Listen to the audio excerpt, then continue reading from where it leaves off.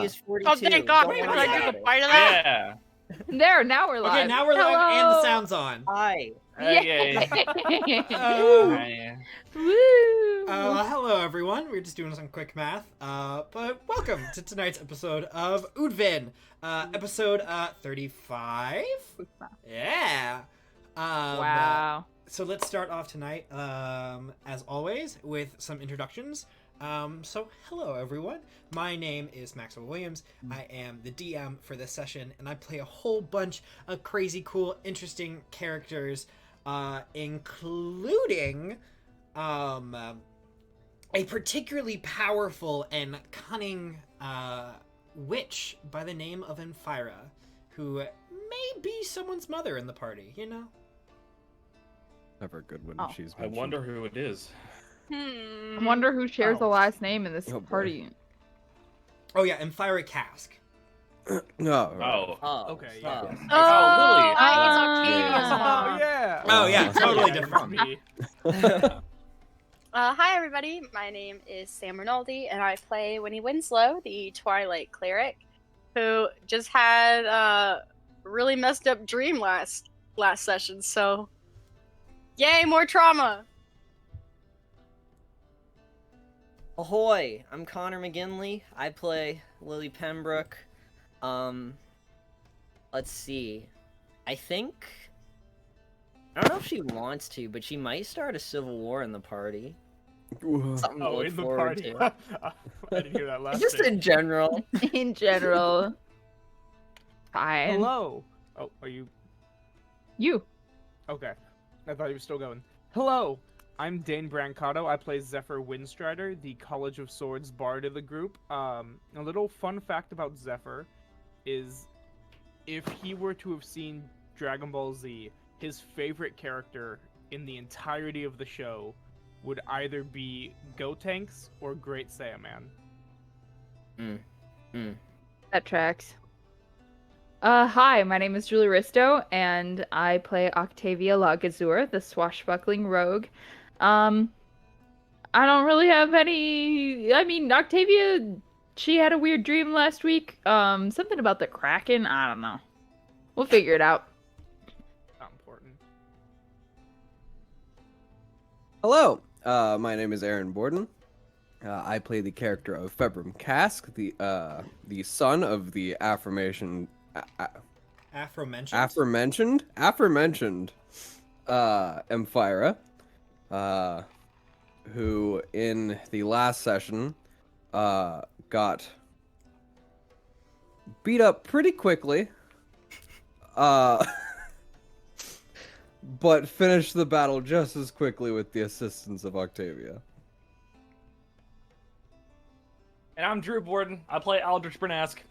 He's an armor artificer paladin boy. He has a wormy friend, and half of his hit points is 42 currently. Solid. Pretty nifty. Sounds fantastic. And with that, let's do a quick little recap of last session. So our party had a little bit of downtime before their weekend adventures and shenanigans began. They had some time to plan, to think some stuff out. While they were doing that, Zephyr made a little bit of progress into connecting all of their bracelets so they can send messages back and forth. Winnie decided to give her mom a sending, using the sending spell. To her surprise, she got several responses, most of which weren't very helpful, but the fact that they worked is a miracle in and of itself. But after a little bit of talking, the party went to bed to prepare themselves for the next day. Several people were visited with dreams. Winnie facing a choice between multiple powers in herself. Octavia being presented with a vision from the Silent One, asking for her to decide where her loyalties are currently standing. And then Al's little wormy friend decided to, pull up a little lawn chair, grab a cigarette, and, hang out in the back of Al's brain. Those were fun. After everyone woke up, they headed to the fields in the shadow to compete against the Morning Dew in a game called The Shattering. And while the Morning Dew looked like they might have been gaining some leads there, knocking both Februm, Zephyr, and Winnie down at different points in time, our Midnight Stars were able to pull off a victory, shattering the crystal almost out of nowhere. And that is where we pick up. The crystal has just shattered into a million pieces and begins kind of flying in slow-mo around the battlefield. There are looks of awe and astonishment from members of the Morning Dew, as well as onlookers and some of the professors, not necessarily thinking that the battle was going to go this way. But as the pieces kind of get out to about 3 feet away from their center, they all reform, and there is a buzzer that goes up in the air, kind of ringing through all of your heads, signaling the end of the game. An announcement comes over, kind of a telepathic speaker, to you all, saying that the Midnight Stars have successfully won the competition.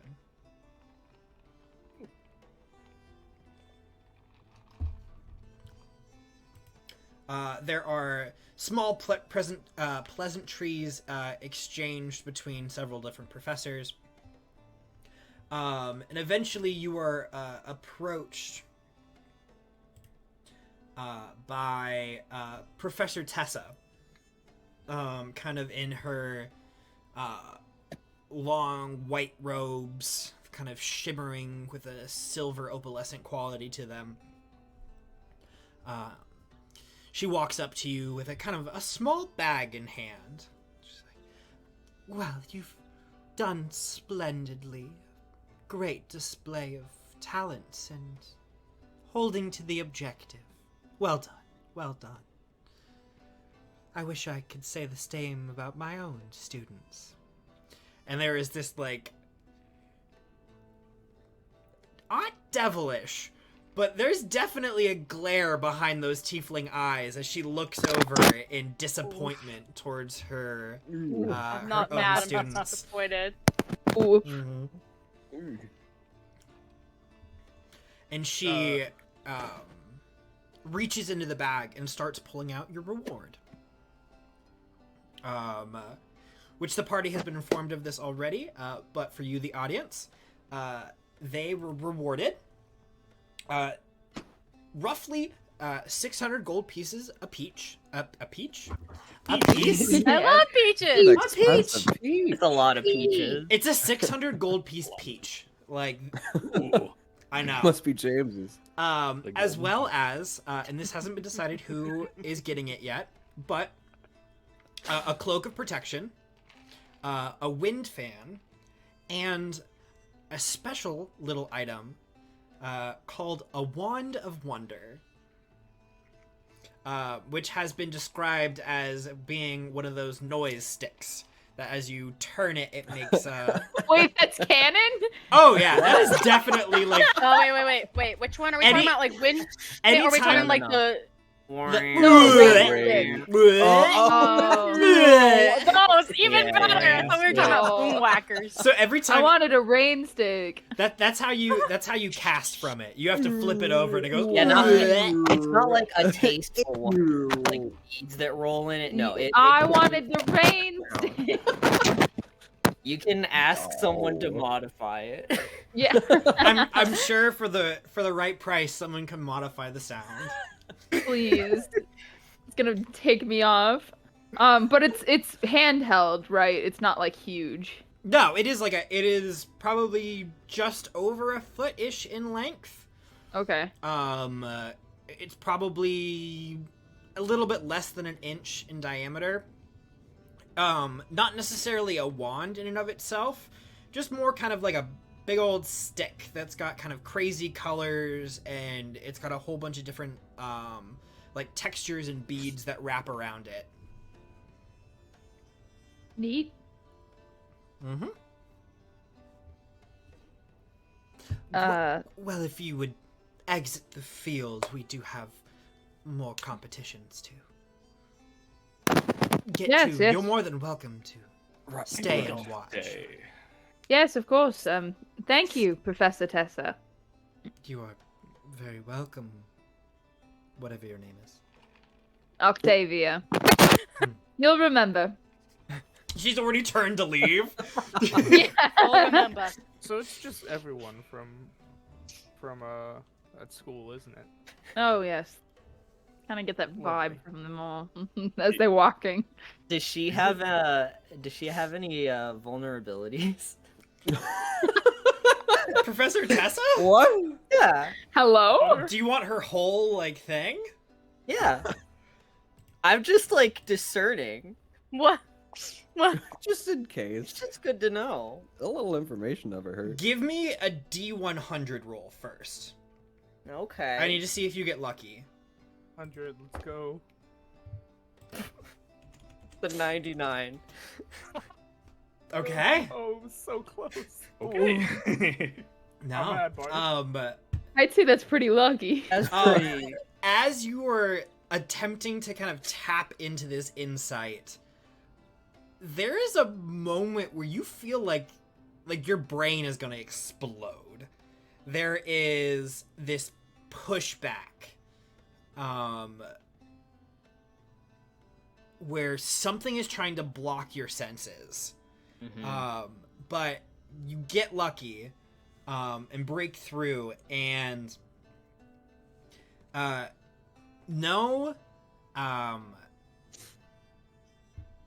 what is it called? No vulnerabilities, but they are resistant to all non-magical damage, as well as immune to cold and psychic damage. Cold and psychic. Interesting. Strange. Resistant to fire? Not on there. Okay, weird. Resistant to a gun? No. Like she's like walking away, and I just stare. I just squint at her, and then I walk away. Smacks his animal squints. But yeah. I just like the thought of like Lily just like turning and looking at her as they're walking away, and as they're going, like her head just does like the owl thing where it just slides. Ew! I hope not. I mean, that's did up for roll Goddard to You decide. did roll a 99. I think I want to add to this feature. This isn't necessarily part of this feature, but I kind of like it because it's Okay. You also know that Professor Tessa has 3 legendary resistances. Oh. Nice. Good. 3 legendary We're resistance. gonna have to fight her. No, not necessarily. No, if we fought her, she can automatically succeed on 3 saving throws. Yes. Lovely. I mean, it's like because this feature says you learn all of their resistances. So like, Oh, I kind of like it. yeah. Okay. It's not going to yeah. show up that often, but Yeah, why it like you can Yeah. tell if it's a legendary creature. yeah, like Professor Tessa is a legendary creature. A dragon. A dwagon. Dragon. A psychic dwagon. Yeah, psychic water dragon. Uh-oh. But yeah, Thank you, Mom. Hate that bit. She's not a tiefling. She's not a tiefling. That's Hold not. on. That's not a tiefling at all. So Okay. we're watching. We're gonna watch them fight, or are we gonna kind of go off and do our own thing now? I guess that's I up mean, to we won, us. so- Well, who's fighting? Hold on. We First, already saw the only other group. first we gotta high five our bros. Oh yeah, you're right. Oh, we yeah. gotta Yeah, fight We gotta, we Oh. gotta Wes from stroll Borden. off the field and high five our boys and The lady Skull from Crushers. Borden, the Skull Yeah. Crushers. Yeah. Those are our friends, bro. Walk off, and Octavia's like, all right, up here. There is a moment where you have to grab their attention as you see the 2 empty kegs that sit next to this party. They've been drinking this entire time. Oh yeah, they've got like chairs lined up, and they've already tapped into the 3rd keg. Yes, they did go just before you. Wait, does that mean that they started drinking before they fought? Who knows? The likelihood is high. The likelihood is very high. There's no way you go into a game like this sober. Well, we Like, just did. 100%. Well, if you're them. Yeah, that's true. That's true. So yeah, get their attention and then just give them a bunch of high fives, like, hey. Yeah, they like very welcoming. They're like, "Oh, that was a good one." They're like, give you some love there. Good. That was a good one.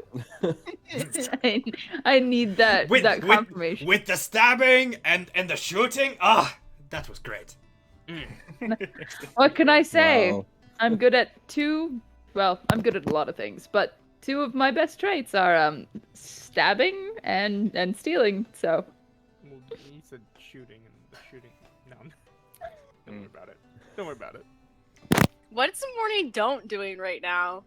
Like, are they just getting like a verbal beating from? A good talking tongue to. lashing. Yeah, actually, that's a great question. For anyone who's looking, make a perception check. Oh, Mhm. you know Octavia. You know I'm looking, over there bestie. smugly. I forgot to get my dice out, but I will be rolling. That is a 19. You said a perception? I'll look just to make sure Okay, well. they're 19. like, physically okay. I got an 18. 19, I got 18, a 5. a 5, I'm gonna roll. 12. Wait, did 12. someone else get a 19? I got 19. Yo. Okay. Anyone that rolled higher than a 16 catches this, but anyone else just kind of sees them being sternly talked to by Professor Tessa. There is a look of disappointment on all of their faces, an occasional glare in your direction. But for those of you that rolled higher than a 16, Yeah. You see Arafina, who is a female elf, a little more androgynous in form, very tall, long flowing hair. But you see a wince of pain and then terror before she pulls her composure back together during this encounter. Odd. Anyone else see that? He- Kind of like a red flag, I'm not gonna lie. I'm sure she's what? fine. I'm sure it's fine. It didn't look fine. Didn't look that fine. It's probably fine. I mean, we don't know how they These handle are punishment at that school. They all look healthy to me. I Morally did speaking, stab though. her, Well, like she through looks the fine gut. now. Yeah, she looks fine. See? Yeah, It's just fine. very Discussion later. 69 damage, by the way. I will hold that forever. It was 69. It was the funny number. the funny number. It was the funny number. So, like, are we just not gonna do anything about it? What Should do you now. want Maybe to we do should about talk it? later. I don't know, but like now I'm kind of Not I don't know not if I now. can like morally watch them get Zephyr. hurt. Or... And don't She's like- watch she's like- right now. She's like, yeah, she's like, shh, shh, shh, shh, shh. Later. Perhaps that's like Lily and Winnie said, and anyone who said it. We should maybe check in on them later. Yeah. Right? Yeah. Mm-hmm. All right. Well. Is anyone planning on staying? Yeah. I could go either way. I think I might stay I'm for a always welcome match. to watch a few Oh, more. like if Lily's staying, then I'm staying. Fair. Mama's boy. What? What? What? What? What? Zephyr looks over at Winnie with just like this shit-eating grin of just like, I was gonna say it, but you beat me to it. I'm down to stay. I'm going to run to the store, grab a shield really quick, Oh, and then come back. Oh. all right. I have to go to I mean, Walmart, do what pick you up gotta a do, shield. I Yeah, suppose. go to Wally World. Pick up a They're selling them shield. 2 for $5. 2 for $5. 2 for 5. 2 for $5. All right. Gold is really burning a hole in his pocket. Yeah. So yeah, a good majority of you stay. You watch the next couple fights. Nothing nearly as interesting. You watch as the next couple competitors, both teams approach the situations much more cautiously, deciding to stay back, set up some defenses, prepare themselves for the inevitable conflict before rushing in and going straight for the crystal. Al, you make your way over to the Artisan's Court, grabbing your shield and such. What shield are you grabbing, by the way? I think it's gonna be a kind of an iron shield, but it's kind of outlined in gold, and it has some kind of gold design on it that I haven't decided on yet. Beautiful. And then for people watching, does it do anything special? It's a +1 shield. Woo! Hey. You want some more AC on this baby. Indeed. But yeah, I would say probably a couple hours go by. It starts getting into kind of the dusk era. Lunaris is starting to fall to kind of the horizon, and Duskradil begins to rise. Before the competitions are inevitably over. There's several teams that go through, but by volume, you definitely expect that there were a good amount from all 3 academies that decided to go on missions and excursions rather than competition. They're definitely not everyone was here.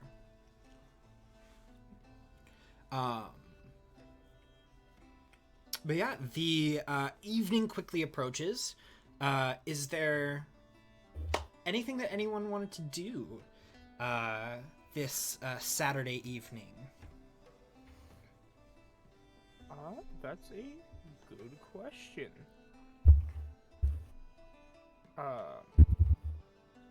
I don't know if Zephyr and Winnie's date thing would be on Saturday or Sunday. That is a Zephyr and a Winnie question. Yeah. And I would posit to say, since Zephyr asked Winnie on the occasion that when would Zephyr like to go out, per se? He's probably got something that he wants to do on Sunday. Okay. So he would probably do Saturday night.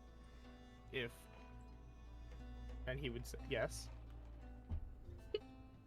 I would like to posit, since we're using posit as a term now, that Octavia, for when they have their date, we're not there yet, but Octavia is going to pull Lily and Februm into following them with her. What? I'm not bringing Al because you're like, don't bring the old man. No, and it's not because we don't love Al. We love Al. It's just his stealth with his loud, cranky No, armor. it's okay. I completely understand, and I will Also- take that into account the next time someone needs healing. No. That is Does not. Al even hear about You this? did, Yeah, you I'll did punch her definitely in the not. face. You I also mean, punched it's me in the kinda... face. You punched me in my What beautiful face. You could have broken one of my tusks. Do you know how sad I would have been if True. you broke my tusk? What does True, Axel no. do with that? Does he tag along? I mean, if It's if just a Lily's group of there, 4 maybe tailing he's us. there. I don't. No one's asked Axel quite yet. All right, you know what? This is 100% what happens. Is Octavia starts by telling Februm because she wants the prank bros to like do something. Yeah. And then Lily overhears. And then Al's like, "That's fine, don't ask me." And then Octavia's like, "No, Al, I'm sorry. You can come if you want. I promise. And then Axel's like, "Well, if you're all going somewhere, I want to go." It's like, wait, what And about now me? And now it's all of them. That's 100% 100% what happened. I can make 4 of us invisible. 3. I can So I- make my 3 head of us practically invisible. invisible. So I Well- can hide very well. So I don't need invisibility. But Cool. Al? You know, you all go ahead and do that. I have some things I want to try. It Are you better not be a sure? puzzle box. please No, I will not be working on a puzzle box. I- promise. Not without us. Not without us, Promise. because we need to be able to slap you with some healing. Of course. And with our hands. Yes. Well, That too. yes, of You course. can always go get a puzzle box. Yeah, I mean, I feel like Um, you've opened several of the ones that you already have. Well, I still have 2 more, and I was wanting to get those done before I bought any more. But I do Probably have another smart. project. Since I got this shield, I have another Oh, something Right. that I want to work on. fancy. It's very shiny and shieldy. That's what we talking about. Oh, we're talking about Al's shield. Look at it. It's Yeah. shiny. Oh, Yes. is that new? Yes, it is. It is. Yes. Zephyr's got his back turned to Yeah, Octavia. yeah. turning around. As Al's distracting him, Octavia's like, He turns like over to look at her. Yeah, and it has this. What are you saying? At least he's like Lily's looking confused. confused. Talking in so thieves' he looks cant. back over. yeah, she's talking in thieves' cant. They're all like, and it's just like, all right. So when they leave, we wait 5 minutes, and then you 3 turn invisible, and then we follow them. And then we could just like we could do little things like make little moments happen. Listen. I want to have some fun, and this is my idea of fun. So come with me. Axel will lean over to Lily, because Lily's there, right? Mm-hmm. Yeah, and Axel will be like, I can't wait to reverse this. As Octavia's talking. What? Like turn I it think around she on her. She looks and she smirks, but she doesn't say anything. Well, you guys have fun with the shield talk. I've got to go take care of something. I'll be back later. And Zephyr's gonna return I'll go to the take care of dorm, something. and will change into his outfit that he wears to the cask dinner parties that they're probably never gonna get invited to again. Aww. Aww, he got his little Wait, bow tie. And if you guys are in our Discord, you'd be able to see what that looks like. Ooh, the call out. Self-plug. The plug. You get all dapper. Describe that for like another 30 seconds. My dog has to pee. So Zephyr looks real nice. He's got a, I'm gonna pull it up so I can describe it properly. He's got a nice, dark red dress shirt on with some like gray silver accents to it. He's got a very nice vest on. He has it's not entirely dressed, like it's still kind of practical for combat, so he's got these like straps on his legs to hold like weapons and other stuff, but it's very tasteful looking.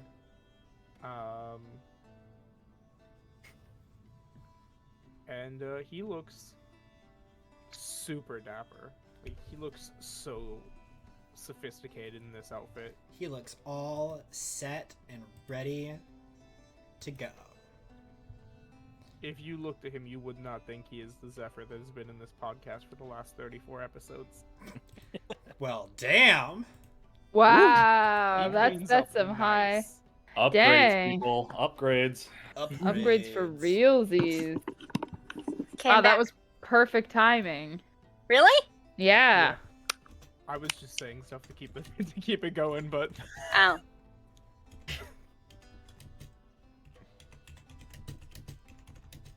So, yeah. So where y'all going? Winnie, are That's you it. getting dressed up at all?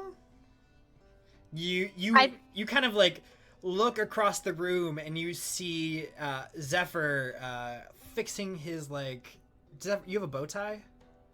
Zephyr definitely would not be in the same room for it. Okay. He also does not have a tie. oh, So Zephyr disappears into the bathroom, which, unless you program this room differently, is the only separated room.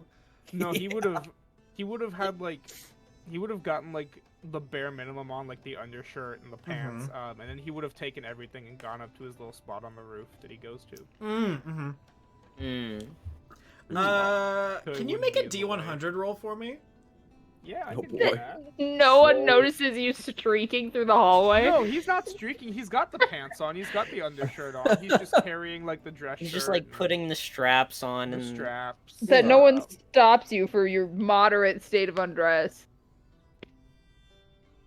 I got a 90. Oh, No, wait, I lied. That's a 9. oh. Mm. I looked at Quite the opposite. Yikes. There, as you're like, you get up to the like balcony area. Yeah. Entering through, would you levitate up or would you take like the? Oh, he would elevator up? levitate up. Yeah, So- he would. So you like levitate up, you get yourself situated, you like lay out all of your accessories to put on.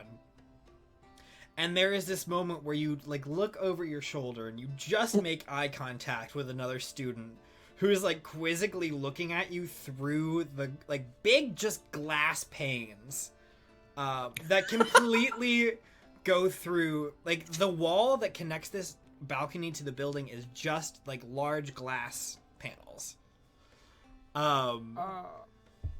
And there's just like they're like look to the side. Zephyr, I'm gonna cast, if you'll allow this, prestidigitation to make like when you blow on a cold window and it like fogs up, and then in the fog is gonna write out long story, going on a date, party doesn't need to see, or party will give me a hard time if they find out. You watch as this person very nonchalantly looks around the fog, looks you up and down, does a little lip bite, and then keeps moving. Wait, like a good lip bite or like a... jeez. I don't know a bad lip bite, my friend. Now what? See, now you've made it personal. What does this student look like? Yeah, Okay. now we Now I gotta need to know. know, so I can avoid them. Wait, what's happening? Who is I this got person? caught. This person is into Zephyr. Yeah. He went up to his balcony and there was a person there as he was like half dressed, and they were like, and walked. There is. Oh no. Oh yeah. So this That's is funny. a Let's see. Zephyr is slowly becoming an actual bard. Did it? I feel like Unintentionally. it's gotta be this. If this is a Leonin individual, so they have this kind of like tight but long mane. They seem to be of a masculine presentation, but all of their like the frontal mane is grown long and pulled back into a tight ponytail, which is then braided down.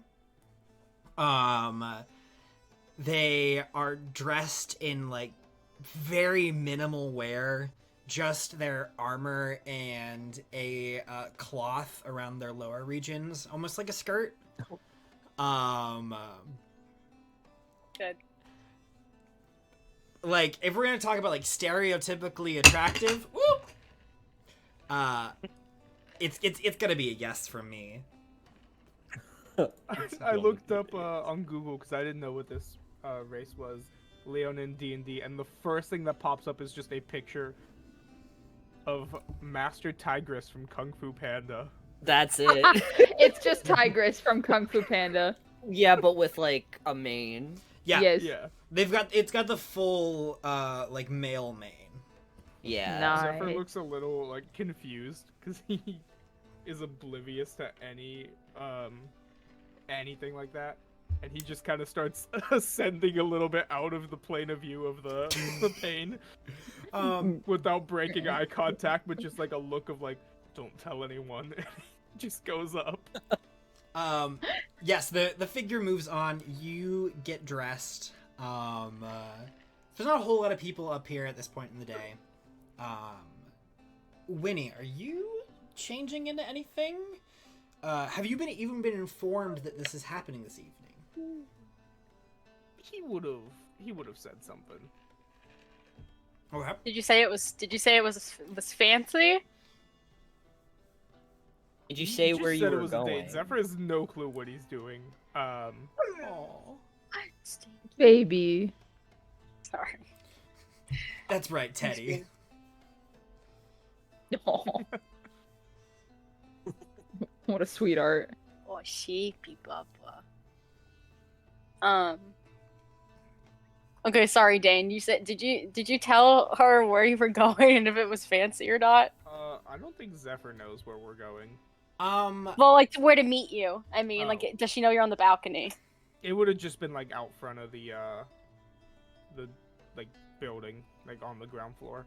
Okay. I will say, Winnie, your passive's high enough that you probably saw Zephyr like grab a bundle of something, head out to the balcony, and then levitate up.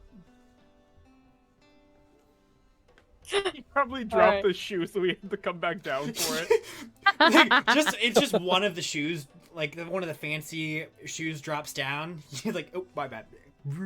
Like you just see it in the windows, like you see it fall and hit the desk, and you don't even see him. Just from the angle that he comes, you just see an arm come down and grab it. Or better yet, he grabs it with his chain sickle, and it just Spider-Man comes back up. It grabs like the little hoops of the laces. And Yeah, like gets in the loop. Yep. Good. She's like, oh jeez. She probably notices that then, and is like, okay, well, I should probably dress nice then. So she'll probably wear the same thing, like her evening gown that she wore to what? That she wore to the cask dinner. Beautiful. So both of you get ready. Little bit of time goes by. I think I would assume that Winnie would be probably out front first. Yeah. Probably. Zephyr has to go and clean the fog off the window. There's a quick wipe down. But eventually Winnie, you kind of waiting in this kind of dusk/twilight, kind of tilting back and forth on your heels. And you hear this little side door open. And you turn around and you see Zephyr in his full regalia, hair pulled back as much as it can be, with the wisps kind of going out This every looks so like often. the gust has changed from like being a little more wild and kind of all over the place. Like it looks like it's getting blown back a little bit instead. Mm-hmm. Good. But it still does kind of like. Just kind of at the end, it's still got that movement. Yeah. Good. Both of your eyes meet. I'm sure there's a little blush on either side. But where are y'all going? Zephyr would probably not like super duper fancy and expensive, but like nice. Like not Olive Garden, but nicer than Olive Garden, but no like. We're Like, talking when you look at the Google Maps, like it says like it's $3 signs, not just 2, Yeah. but not Yeah, 4. but it's not. I thought Not you were gonna 3. say not even Olive Garden level, and Oh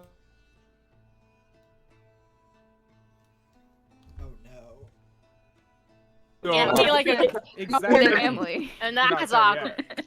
Could you imagine Garden and the other 4 like, hey, are they with you? Like, are they part of your paycheck? And they turn around, they're just like, What is the chance of Reaching over and getting food from their table when they're not looking.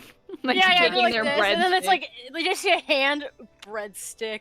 Max, what is the chance of the restaurant, regardless of quality, still being called Olive Garden? Probably Probably pretty not, low, right? because I think that's Yeah. a trademark. Yeah. But Making money off it, fair um, use. Legally. if you would like to name the restaurant that you go to, I would love to hear it. Oh no. I can always What's come the up with fun for something. Olive Garden? just make it like the Vineyard. Yeah, Black Olive oh, Vineyard. I do like that. I like just- that. We'll just call That it the one. Vineyard. Wait, what was the first word? Yeah. the The vineyard. vineyard.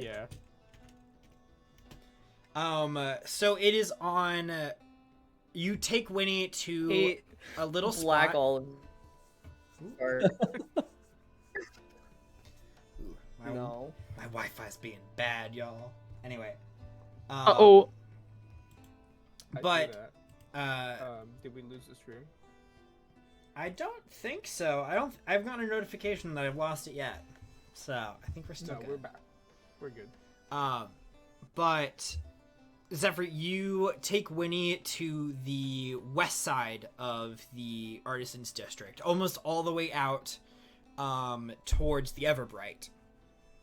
And you find a nice wooden building that has vines and cobblework kind of inlaid into the architecture itself. And it's one of those establishments where everyone there might not be dressed like up, but the waiting staff is all in like black tie. Oh no. Like Gervasi. Sure. Like sorry. Olive Garden. Kind of like Olive Garden. But it is like, it's one of those like, you don't have to be fancy to go here, but you get the fancy experience. Yeah. And And you can be fancy. on track. You are all seated swiftly. I guess that's a question. Zephyr, did you make reservations? Yes. Okay. Oh, so you yeah, did you know are. where you were going. Oh. Oh yeah, I guess you're right. Uh That's me oh. retconning myself. Hey, we're all good. But Because he would have. Yeah. He known about Yeah. it for a week. He would have stressed so much. He would have like went over to just like, hey, is our reservation still good? Like Yeah. 3 times within the week, and they're like, yes, you're fine. Yes, you're fine. They just know him by name now.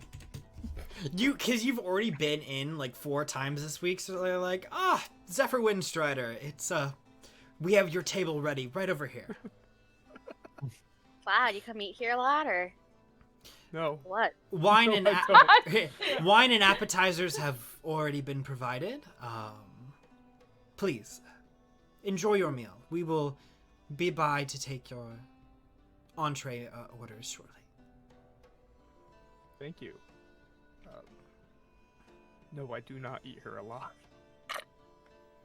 I was expecting him to go, never been. Honestly, first time. I don't even know where we are. what room am I staying in? As you walk in, you walk by several magically enchanted vines that are constantly going through growth, then bloom, then fruiting, and then decay, just kind of in this ever kind of spinning cycle, with these kind of incandescent lights that are positioned underneath the vines to shine differently as they go through their different stages. Oh, that's pretty. That's cool. There's the vines overhead and stuff too, where when the leaves die, they begin to fall down, but before they reach your heads, they kind of disintegrate into just like little specks and sparkles. It's a very beautiful really atmosphere. Pretty. But you were seated.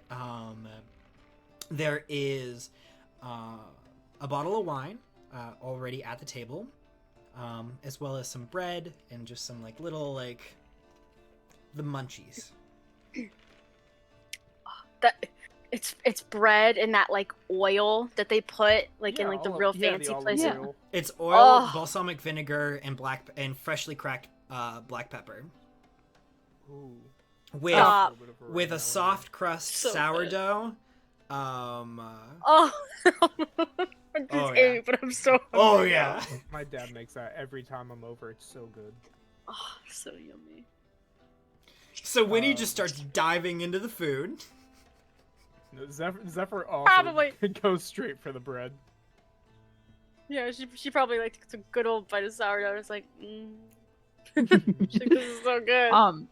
Is this a bad time to say what the others are doing? I kind of want to know. No, well, first Yep. of all, what are you doing? What's going on? What's happening? Well, we gotta Okay, figure out how okay. far we get. So Zephyr left, right? He Mhm. floated away, and then Winnie left, and then Octavia told Perseus to tail them. But like, Okay. don't be spotted. But tail, and I think it's fair to say that they haven't noticed anything above their heads, just because they've been so nervous and like both Yeah. looking at their feet. Oh, for sure. Mhm. Hasn't been a whole lot of talking. So now quite they yet. know. Yeah. Yeah. So now they know where they're going, etc. And so Octavia has dragged everyone else who wanted or may or may not have wanted, depending on how persuasive she was earlier, is now there in front of the restaurant. And Octavia kind of saunters up to the waiter or the hostess or host, whoever's at the front, and she's like, all right, now I've got this. Don't worry about this. And she walks up, and she, I would like to throw charisma, a charisma check, which I know I'm at disadvantage of right now because of my class, but I still want to try. She's just gonna say, hello, love. We were wondering if we could get a table. You know, just, we're checking on our friends. They're on a date, and it's very important that it goes correctly. So we're just checking in on them. We'll order some food, and I'll pay for it. Don't you worry. But we would really like a table where we can see them, but they can't really see us. Is there any way that you could do that for us? And she's going to slide a gold piece to the host. So as you're talking, there is this female centaur individual behind the hostess stand. Oh, hot. Hot. Hot. She is like her hair, I guess. Yeah, it's not a mane. But like her hair of her lower body hair. is this dark, like well conditioned, like sleek black. And she is just standing there with the upper part of a suit on, like checking her nails, and she's like chewing a piece of gum.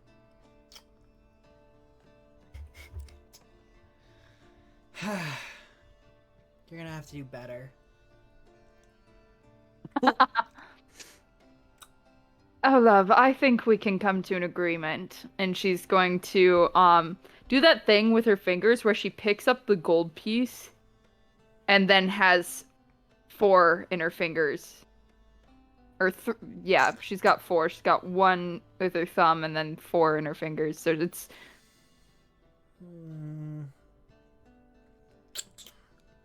Make it 10 and maybe I can find you a table. Octavia's like eye kind of twitches, but she doesn't let it get to her. She's like, "Oh, what is work but work?" And then she'll slide her 10. Oh, thank you so much. Right this way. And she like scoops it into a little pouch, grabs a couple menus, and makes her way over to a little spot, not too far away. Now you're not in anyone's section, so I hope you don't expect any actual service. Great, sure. It's been lovely. Had a great time. Yeah. And she like moves off.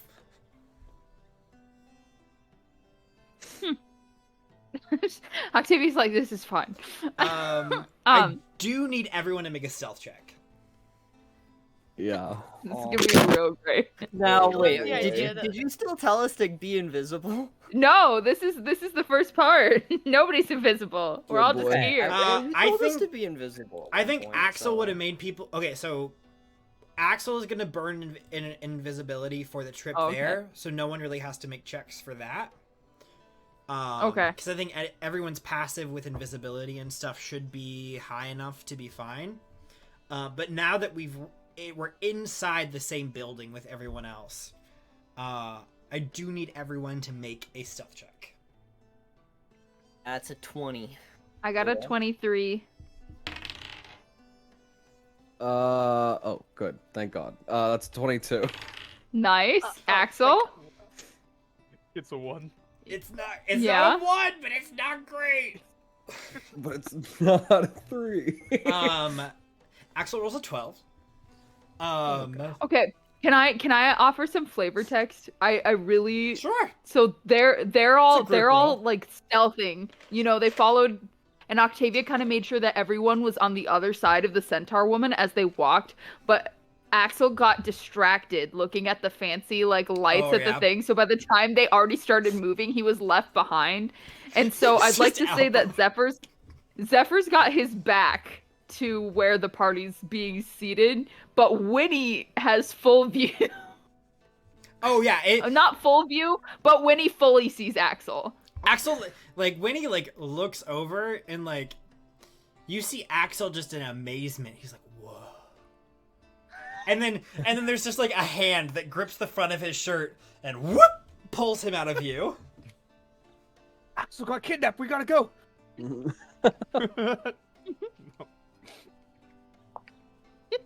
I like to think that like she goes to like look where they're all sat, and there's like those tall rectangular menus just all in. They've all got a menu just set up. Febrim's doing his best to hide his giant tentacle. It keeps like Silent. reaching up. It's like wrapped around. It's just All my Dragon Ball fans, it's like a Saiyan tail just wrapped around him. But Yeah, they are seated just out of earshot. Okay. So I should Now, roll are they stealth out for of Perseus, earshot hold on. for mortals? Or are they Um, out of earshot for everyone? with kind of the ambient noise here, it'd be really hard to depict unless you can read lips. Gotcha. And then Perseus stealthed a 22. So Yeah. Perseus is actually gonna slip under their table. I was just about to say Whoa. that. But shenanigans aside, Winnie and Zephyr, the two of you are sat together alone for the first time in a while. Dressed nicely. There's some beautiful music going on in the background. Hey Max, can you check your DMs real quick? Oh, yeah, I can.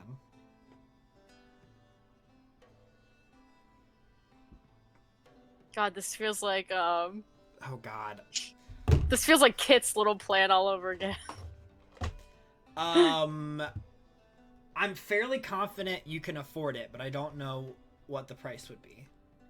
Would I be able to afford it and dinner? Oh, definitely. Dinner's Okay. not. Dinner's gonna be like. Dinner's gonna be in like the tens, but it's like tens of gold is still a very expensive dinner. Yeah. Yeah. Yo. That's a couple $100. 500. Rolled high. Oh. Easy. Yeah. Chump change. I Ain't think I'm nothing. gonna- especially because I just made more money than that. Yeah, I'm gonna invest in that. And worst case scenario, I'll take it back. So anyway, so they're sitting at the table, and Zephyr's like, "Hey, so how class has been?" It's they've been going. I actually am doing better this semester so far than last semester. Credit, I Good. didn't start the semester after recently dying, so there's Yeah, that. there's that. Sorry about that. About what? Well, like you almost dying, we've had this conversation before.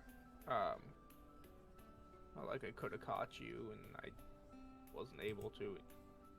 Well, you shouldn't know how have that to is. apologize.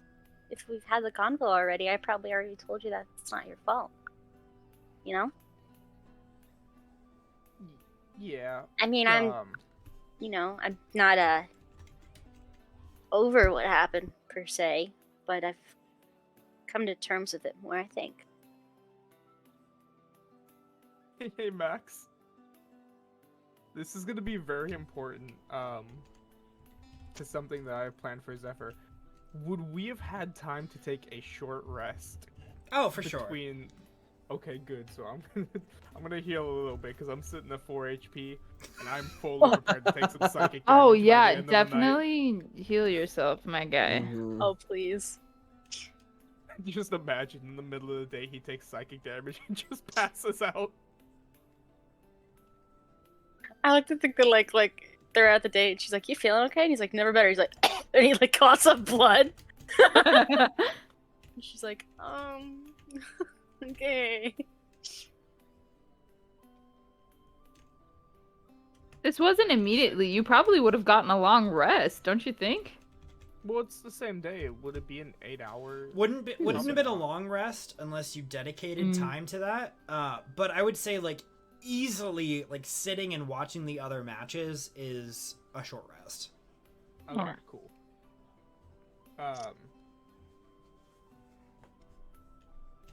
Well, I'm gonna take some psychic damage though. For what? For bringing up the thing that he's like, oh wait, we talked about that shit.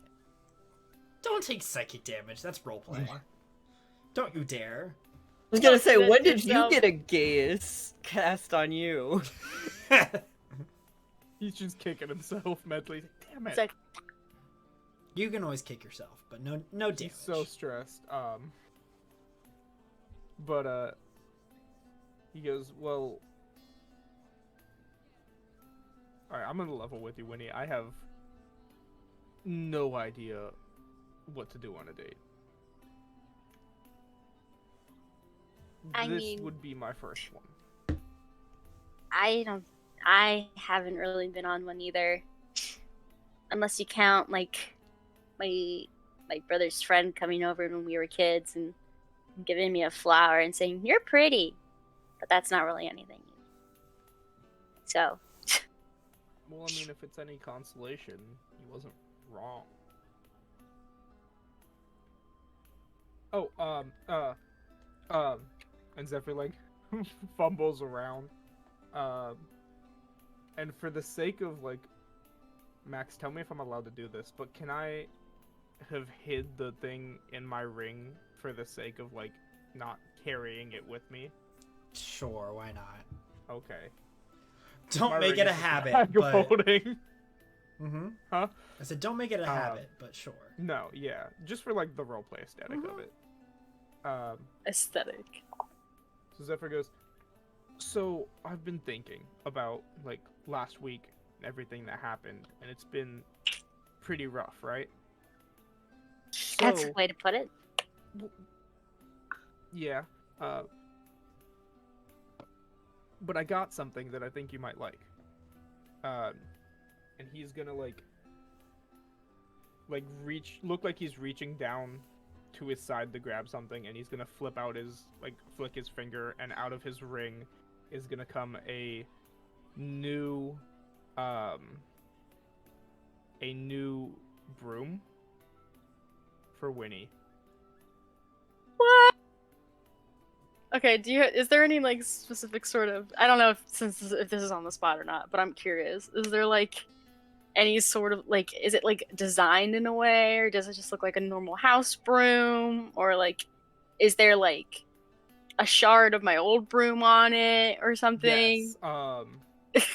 He's gonna say, so like obviously like I know you had the one that you had, but I kind of picked one up while they were drinking to that one song that I played, and I kind of fake drinking.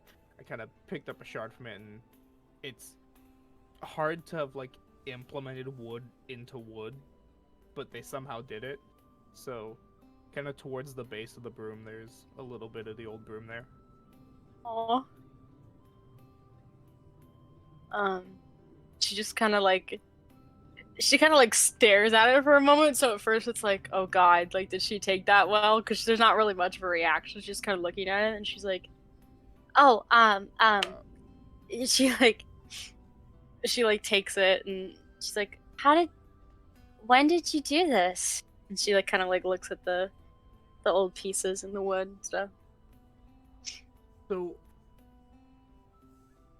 I may have not been doing good in my cooking class this week, so I kind of was like, well, you know, we're kind of failing this week anyway, so we'll try harder next week. But I mean, you also can't really study for cooking class. We were making trail mix. Yeah, I know. Trail mix, magical trail So mix. you can't really study for that. So I snuck out one night and ran down to the market. I'm more impressed at the fact that you failed at making trail mix than sneaking out and getting this broom. I thought if I slapped like a bunch of the fancy like good stuff in there, that it would be like very good and fancy, and that is Not as the far case. from the truth as you can get. Thank you. Really. Which is another reason why I did not cook for this date. Yeah, I don't know if I would have wanted your experimental trail mix. This is much I better. don't want it. Thank you, Zephyr. Really. She's all like pink. So bread.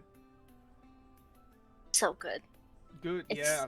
So good. It's great. I didn't get you a gift or anything. I hope that's No, you didn't need to. This Okay. was kind of just like just something I thought of, and was walking around the town one day and saw it, and you know, it's like I think Winnie would really like that, and I had the shard. Don't worry, it's nothing. And Zephyr just a long sip of his wine. I like to think that for some reason it's in one of those cups, so it's just It's got the straw. No, it's like in the big glass. He like is holding it With from the the bottom straw. of it, and he's just. yeah. And she's like, To our audio listeners, love you to death. I just mimicked a really long sip of a glass. love you to death. Love you to death. don't drink too much of that, or I'm gonna have to fly you home. Well, yeah, that's true. Actually, I don't have the best track record, do I? Not It's not really. a problem. I just think that I'm way more of a heavyweight than I actually am. Yeah, it's not a problem. Well, it's not like a bad thing. No, it's only a problem when you're around like Februm's dad. Then it's a problem. Yeah, okay, you know what? That's fair. In my defense, so he challenged me, and I'm a man of honor. Nope, that wasn't it. As soon as I said it, didn't float. Waiter! Ready to order! Waiter! Your centaur waitress comes by. What can I get you? I think she's our waitress and us. Wait, it's even better that she's our waitress because they're probably in the same section, and she's like, "You're not getting service." She's serving us. What do you want? Zephyr's he's just gonna pick something. I don't know what they have on the menu, but he's gonna pick something. Oh, I'd like the insert popular food at, like, Olive Garden 2.0. Fettuccine Alfredo, beautiful.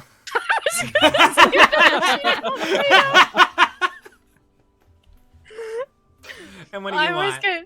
I always get made fun of because I always ask for fettuccine alfredo when I go to Olive Garden. If it ain't broke, don't fix it. 2 orders of fettuccine Alfredo. Do you want more bread with that? Yes. Yes. Okay. She walks off. You know what? Don't even bring the pasta. Yeah, don't even. We don't need it. We don't need an entree. Just Just more bring the bread. Alfredo and the bread. It's a big True. bowl of Alfredo. Dip, dip. Um, what's the rest of our group doing? Yeah, so I wanted to ask, what is the possibility of us finding Axel, one of these employee outfits?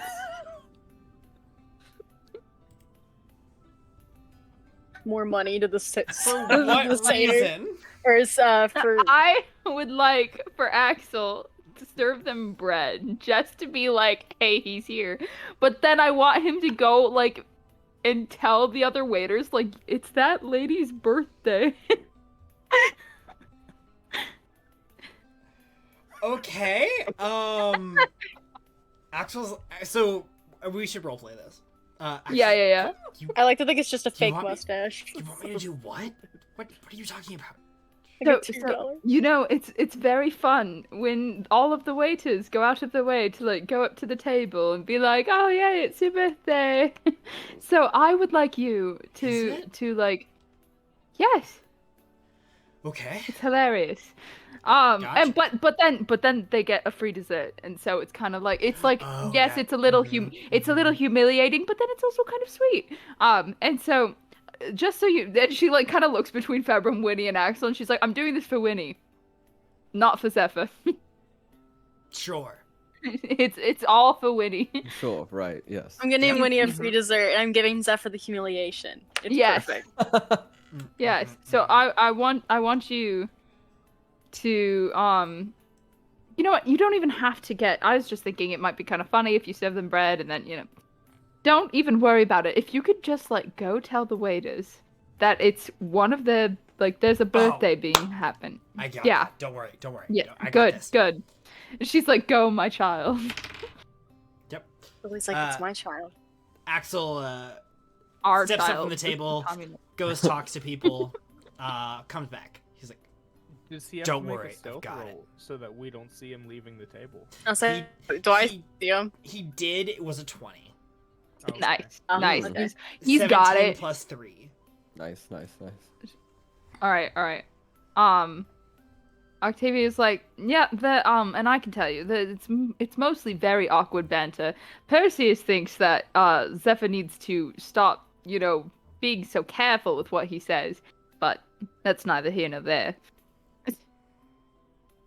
Because she's getting, like, the feedback. Like, Perseus is basically just saying what they're saying, but I'd like to imagine that Perseus is very, like, sassy, like, oh my word, this man-child just needs to Perseus be get... Perseus is like, you know, in my day, we just got right to it. We said what we needed, and we did what we did. And we did what we did.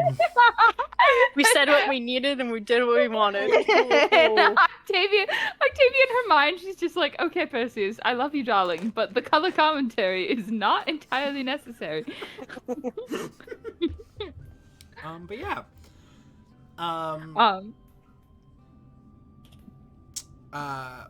Winnie, Zephyr, any other, like, discussions or stuff that happen along the way?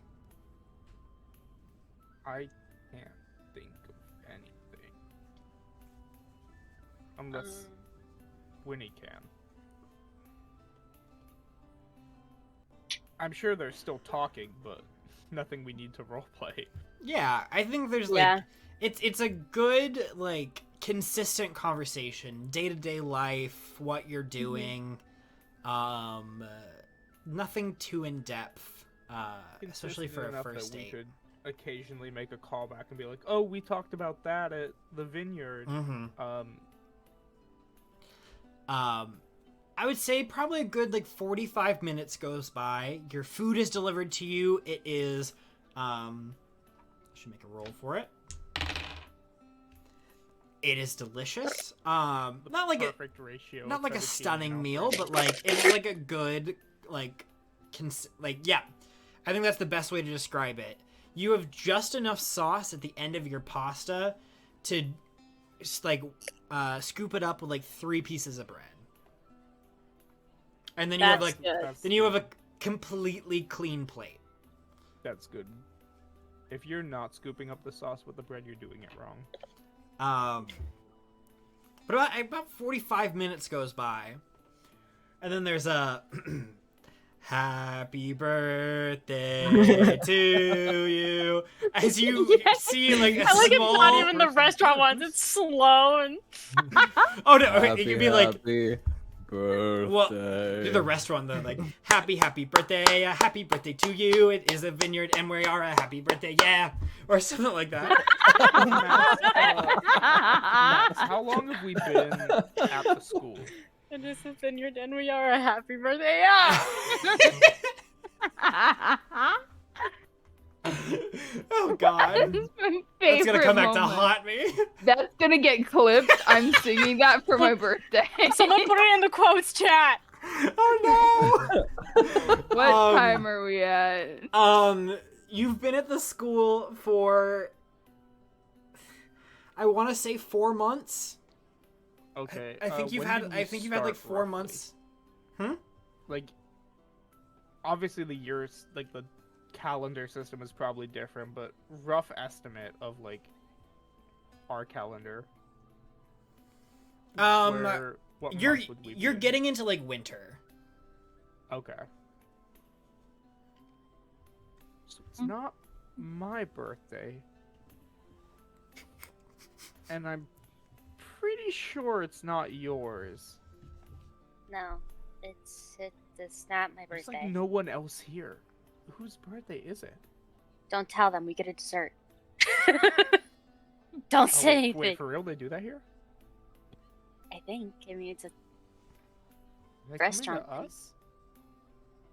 I think so. Oh, yep. Oh. Hi. Hey!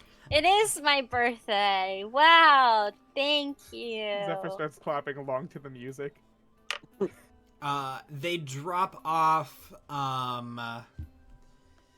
on the nose is this gonna be? Oh god, I dropped the dice. It's gone. It is, it's called a Twilight Truffle. Ooh.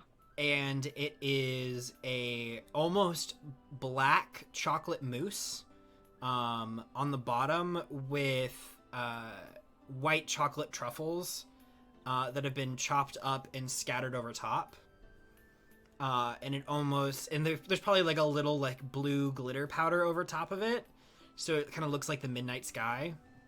Mm-hmm. Ooh. And there are 2 spoons. Oh, good. Ooh. Yummy. But you enjoy your dessert. Does anyone else have anything for this date? At this point, Lily is like leaning on the table, like, "Can we go now?" Octavia like watches the birthday thing happen, and she's like, "Yes, and good. All right." I just felt like, you know, it's so not very often that things like this happen, and we can just a little bit of meddling, but not too much meddling. You know, it has to be. And she definitely like notes to Perseus like, all right, you can leave. And as they're eating their dessert, Perseus, like, not even stealthing, just kind of like slips out from under the table. I noticed that, right? Oh yeah. Would we notice that? Yeah. Well, let me look at Zephyr real fast. I know Winnie notices Yeah, what's it. your passive? What's My your passive, bro? Is 11. It's 11. I'm trying to think of what a Tressem's. I've got Is the it- sheet pulled up. What are you? What's Perseus's dex? Is it +1 or +2? X is +2. So yeah, even at a passive stealth, Zephyr is unaware. Good. Did something just touch my lip? No? Nothing down there. she like watches him go by and just You, kind of like looks at the table like When- like already knowing Axel's over there, but she's like, oh, so everyone else is here too. Okay. Zephyr would have noticed that at least and been like, everything all right? Yeah, everything's great. I was just looking at Can I sleight of hand a bunch of breadsticks on my way out? Of course, you don't even have to roll for it. Great. Good. She's like got her compensation for dragging everyone along with her. Good. She's like, yeah, no, everything's fine. I just noticed a waiter doing something funny. So. I think as Octavia like starts leading them out, she like catches Winnie's eyesight and she just like and leaves. She gives her one of those like grins, but like the eyes, like a slight Yeah, squint, like like I'll talk to you later, kind of. And I think as Octavia leads them out, she's like, "Thank you for humoring me. I was hoping to hear some more dirt, you know, but nah, nothing interesting. They're boring and awkward and cute. Stupid." Can we go to the bars now? Yes. And The three of them. as the group heads to the bars and Winnie and Zephyr begin their probably slowish walk back to the dorm rooms, I think we're gonna take a quick little break. So we'll be back in about 10-ish minutes. Yeah, stick with us. See you in a sec.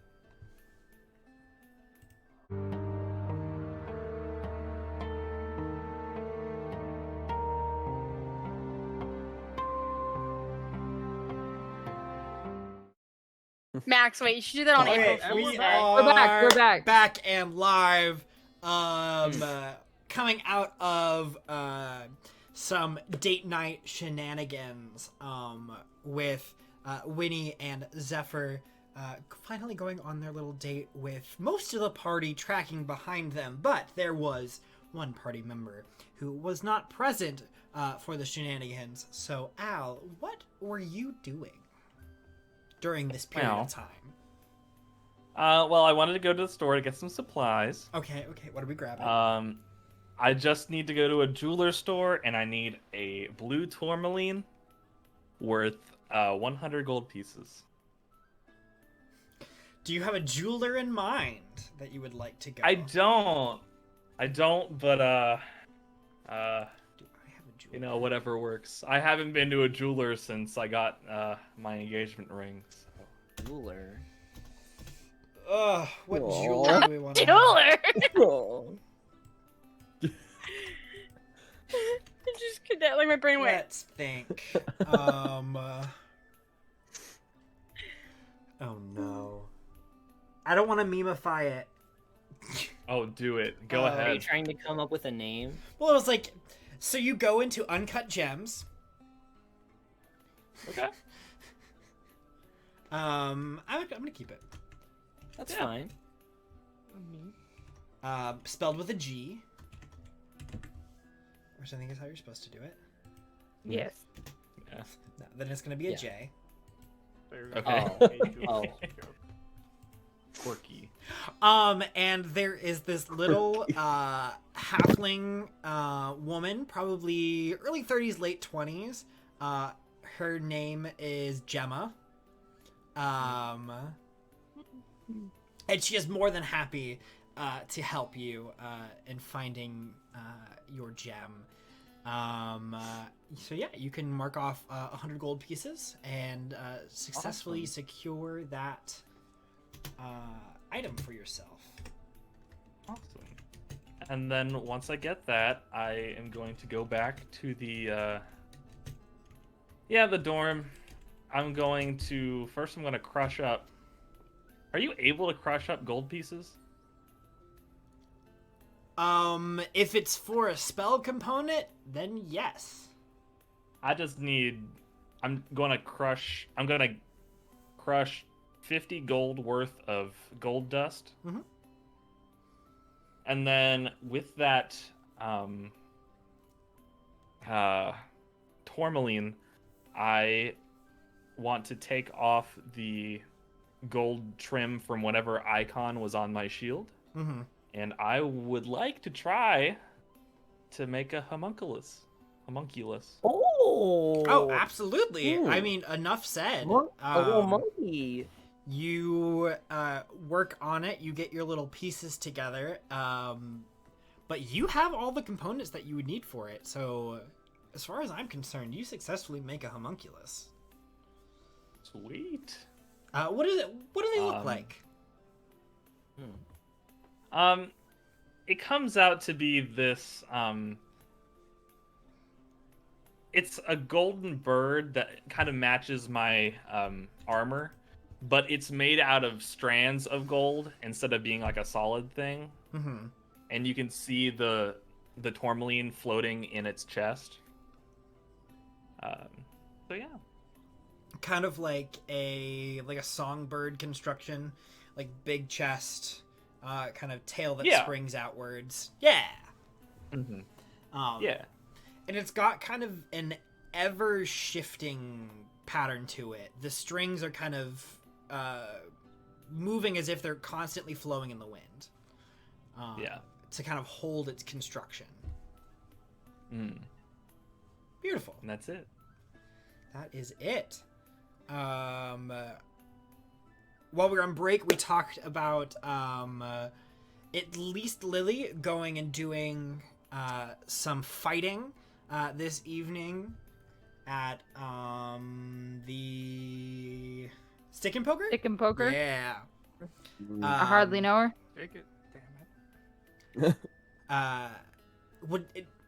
Is anyone else competing? I think Octavia drinks like a couple, and then she's like, "All right, twist my arm." Februm sits down and is like, I can only handle one barrage of spells coming at me at once per day. I'm all right. Maybe if you're lucky, you'll get matched up against Lily. Okay. Octavia and Lily, can you both roll 3 attack rolls for me? Just straight like to hit. Yep, just a hit. With your weapon of choice. Oh, baby, can I?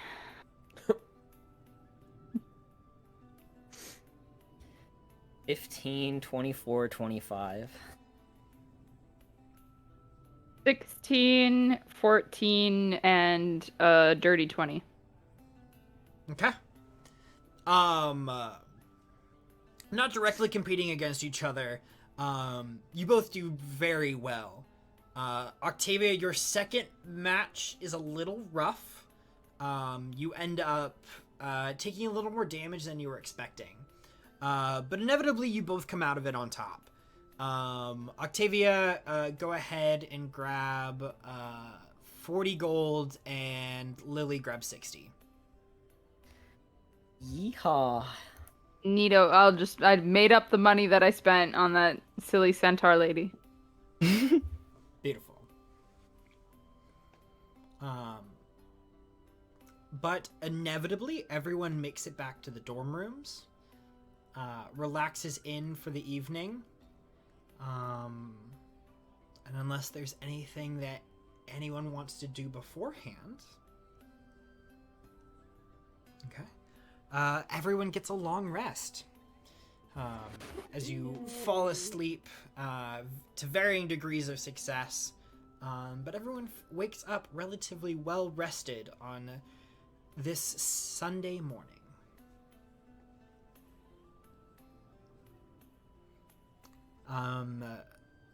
First thing that happens, let's see. Number one, Perseus comes back from his morning fly. And he actually has a little note tucked into his collar, kind of wrapped up, small little piece of parchment, securely fastened, but he immediately kind of prances over in your direction, Octavia. And what's this you've brought me? And she will take it and unfold it. It just says, updates Alexander. As in updates, period, signed Alexander. Yes. Cool. Yep, and she just kind of folds it, puts it in her pocket, and she's like, anybody have plans today? I was thinking of going out. Alright, bye! And she will, don't do anything stupid while I'm gone. No promises. And she will slip out. Octavia quickly slips out of the room, and no sooner does the door shut behind her, Februm, your bracelet, your little watch, dings. And there is a request from your mother to come visit home. All right. Does it say anything else? Just. We're just like, yeah, it's just like, come home. All right. I think the direct text is,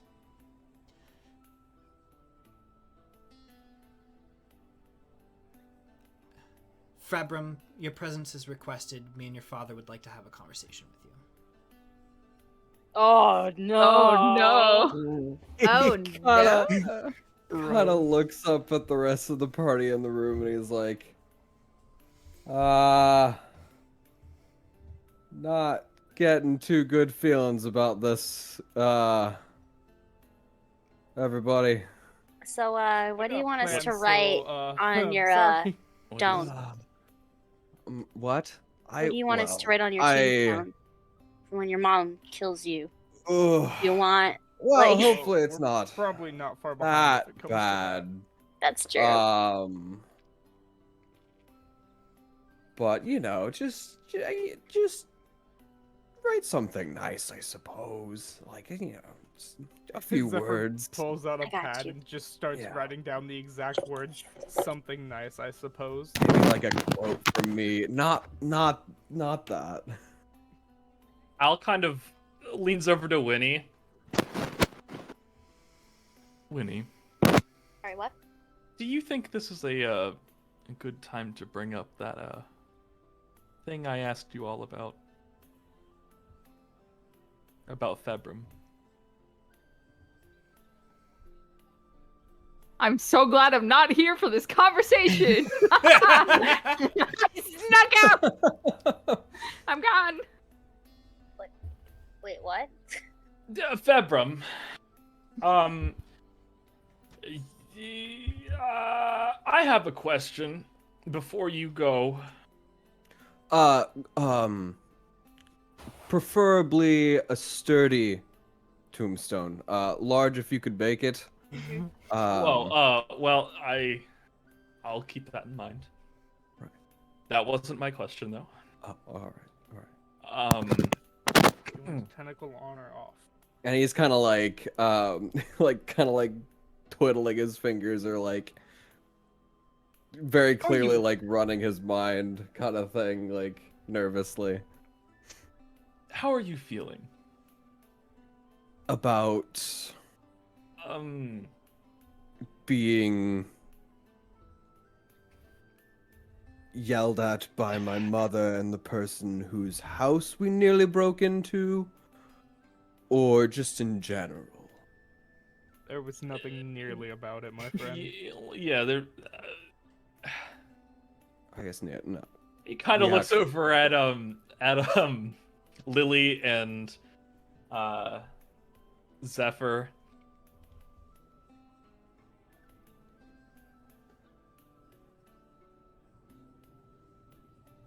Okay, I'll have something he wants to bring up with you. Okay. Okay, can you remind me out of character Yeah, what this please. was exactly? Yeah, It 'cause I don't was remember the contract that his family had with a higher power. And we just asked if we should tell Febro. Yeah, and we agreed Oh. yes that he needed to know, but that it didn't need to be immediate.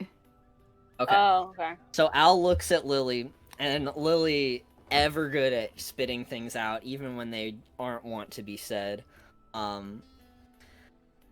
Februm, your family has a contract. Sorry, what? Okay. They Are have you- a contract of great significance, and we were just curious if you were aware of this. Is this like worm significant? At Or, least. or like Probably more so. To be fair, did I tell you all about the worm? We'll get back to that. We saw it, I think but we know the worm. I don't know if we know about the contract per se, I guess. I know there's a black wormy thing in your hand.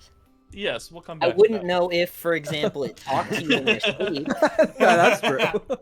I would. or at any waking Well, moment That's fair, because that's you fair. gave it permission. Februm, are you aware that your parents or your estate has a contract with a fiendish entity to keep an eye on the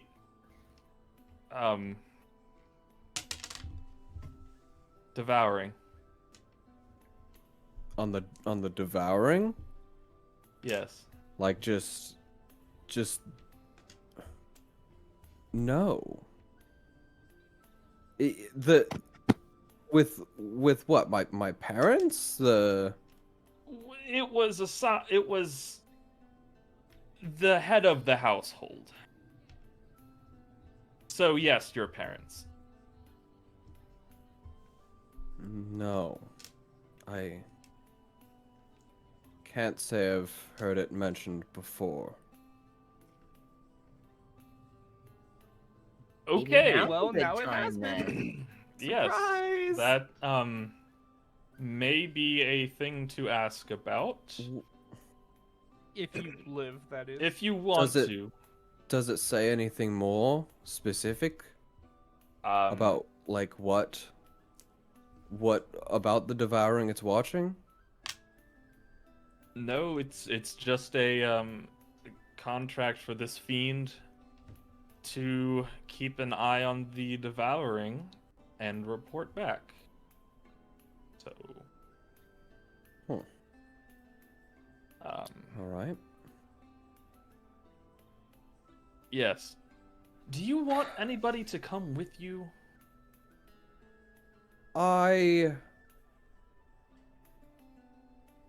don't know if it's necessary to drag you all into family matters.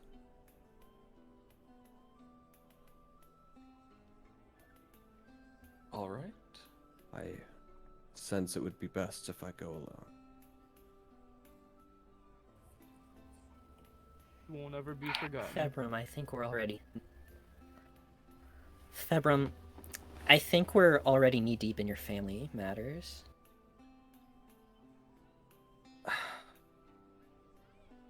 Well, I suppose I can't stop you if you wish to come along.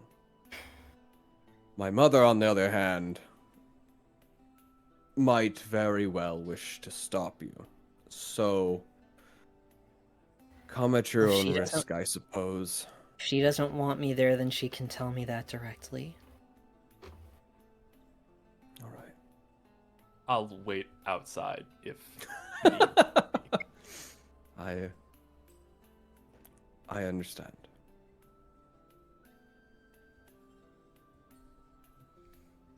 All right. And he will get ready, start heading out. Okay.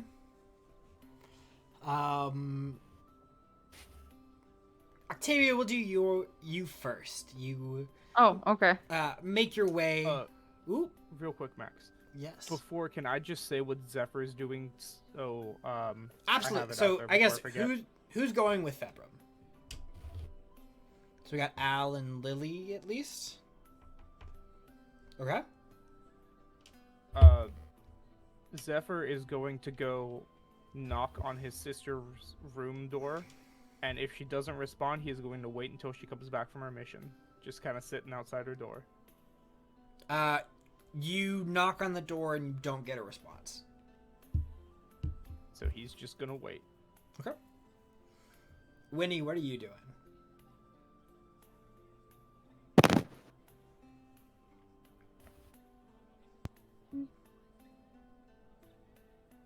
I think Winnie might go to the library or just sit and study in the room or something like that. She's probably not gonna go out and do anything. If anything, I think she'll just do more like research type stuff. Mm-hmm. Understood. Gotcha. So back to Octavia. You make your way through town, making your way to the open barrel. Making your way through each of the little checkpoints and stuff, and eventually down into the real bar. This early in the morning, you've probably only got a couple of the drunks still up and active. Most people are passed out on tables. Only have been asleep for the last couple hours. But you do see a kind of tired looking Alexander cleaning up plates and cups and stuff. And she will kind of saunter over and just kind of like knock on the wood frame of the entrance as she comes through. Just, hello, love. You rang. Oh, yes. Sorry, it's been a kind of a crazy night. Isn't it always crazy around here? Hair of the dog? That makes sense. Did you want anything? Oh, no, I'm fine. I was just, you said update, so I came. When you send me a yes. note, yes. I didn't necessarily expect that you would come immediately, but that's... Oh, well, I was out, okay. and Perseus just brought me the note, and after his morning, Perseus just gives you a look. she's like pushing his head back, like, was out and it was close by, it wasn't really that big of a deal, so I thought I'd swing by, as long as I was in the area. Oh, of course.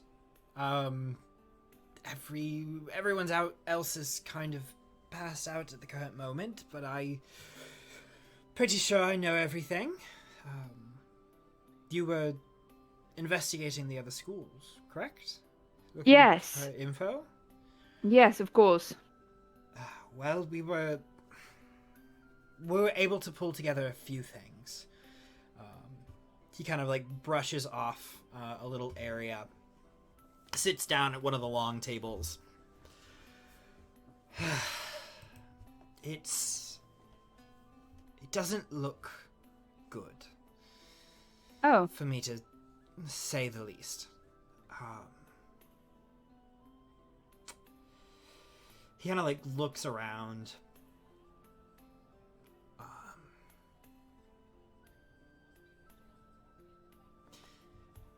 gonna change the music 1 second. Back to our neutral.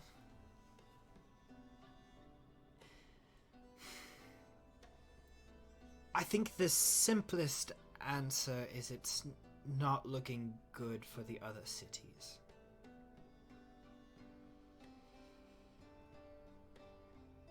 Kind of takes a moment and then like leans back in her chair and she's just like,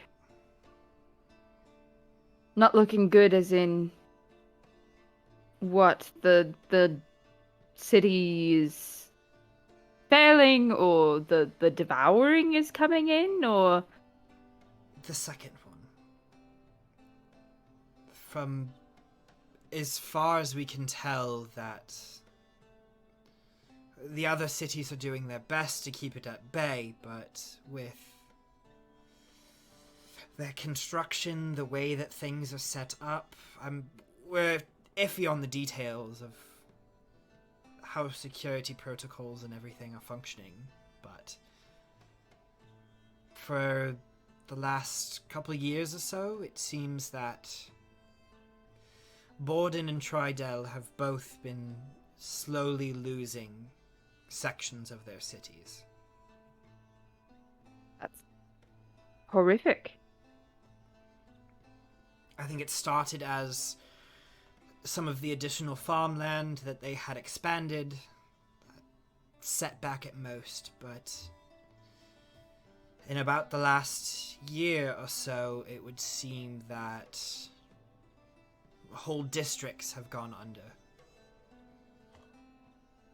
And so quickly. Well, that certainly isn't good news at all.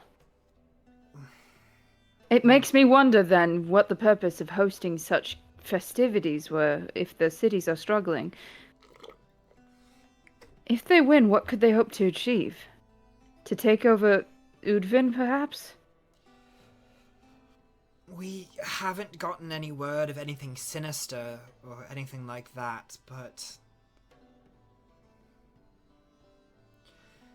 I think it's not a far leap to think that the other two leaders are making a play. Certainly. No, it's always politics, isn't it? Strange. Let's hope that this one stays politics. Truly. And to think the devouring is getting past the defenses. I wasn't made to think about things like this. I mean, from what we can understand, it's starting to just show up. Unprompted.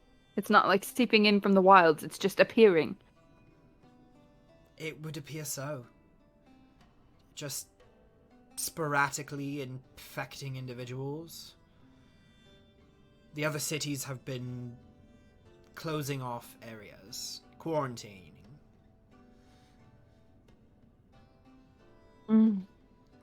That really isn't good.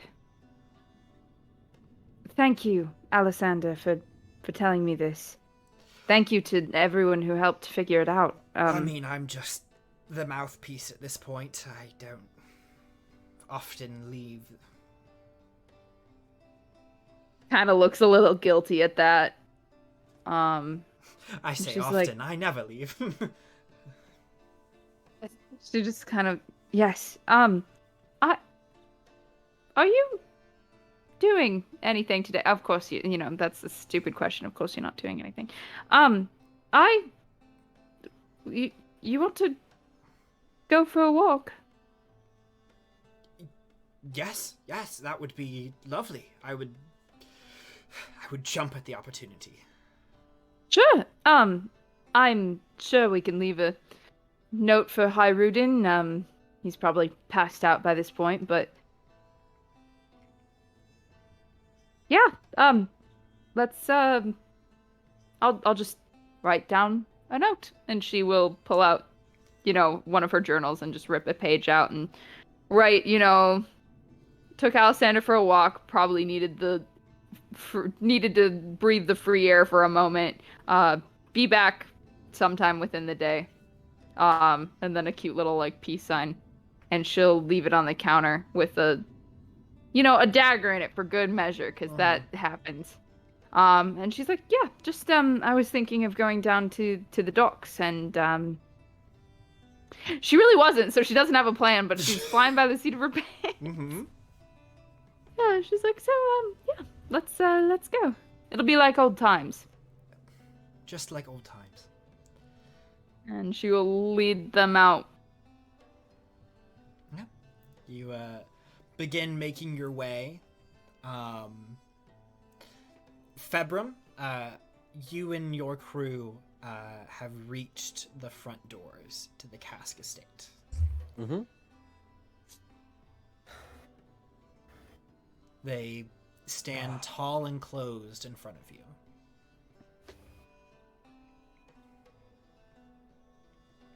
All right. Think Lily like breathes heavily and looks at Februm, and then kind of like grabs his hand, just kind of like with the like slight shake, and she kind of gives him a slight nod.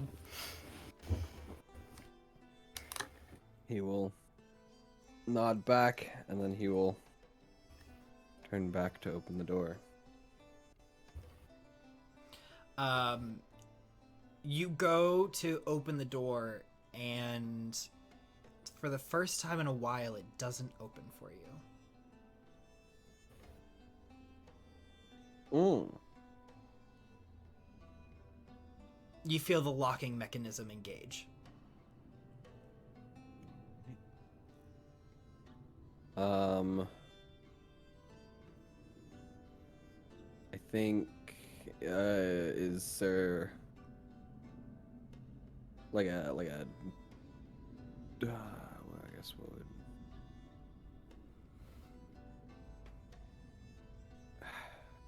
would there be, like a doorbell or something, I guess? Oh, of course. It's like notify Mm-hmm. anything, yeah. I suppose he'll go ahead and confusedly kind of hit it or ring it. It's probably more of like a little cord in an inlay. Mm-hmm. That you pull down, and you hear a melodic but deep chiming kind of begin to resonate in this kind of close vicinity. And you wait a second. And the door opens. And your father is standing there. Februm? We're expecting you. I see you've brought some friends with you. They wanted to come along, yes. He turns and looks at both of you. If the two of you would just wait outside for a brief moment, we have a family matter to discuss. Al kind of looks at Lily. He just kind of looks down and nods slightly. He won't be but a moment.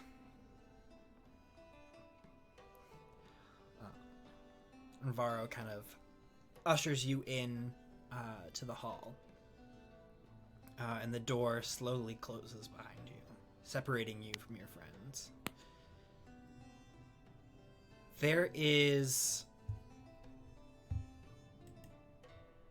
an uncomfortable stillness. Let me see if I can get the right audio for this.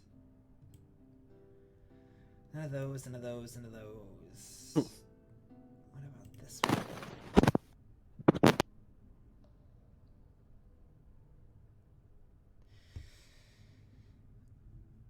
Varro closes the door, and you don't hear anything for a second. And then there's quickly an explosion to your left, followed by some light muttering,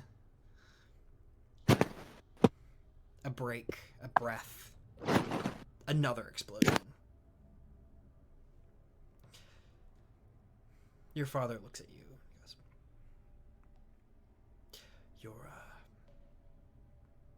your mother's waiting for you in the ballroom. I see.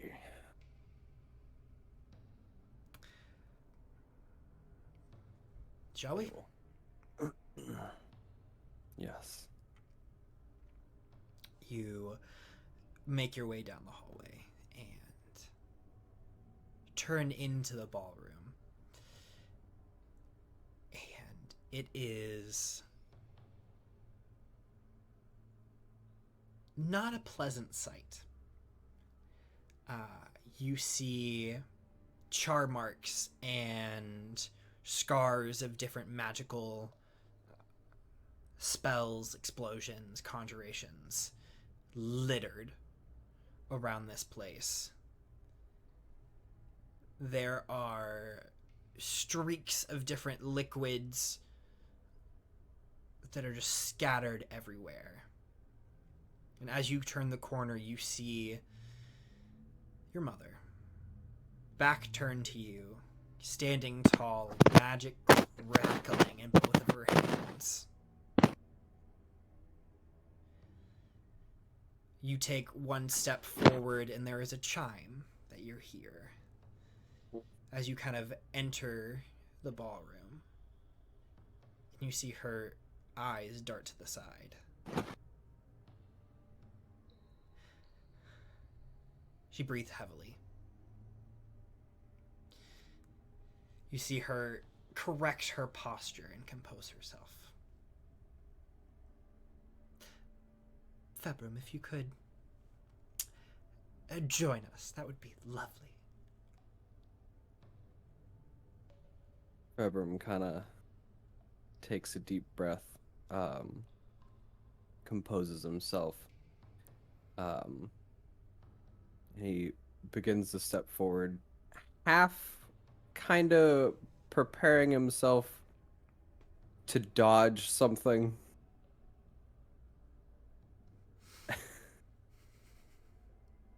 Go ahead and sit down for me.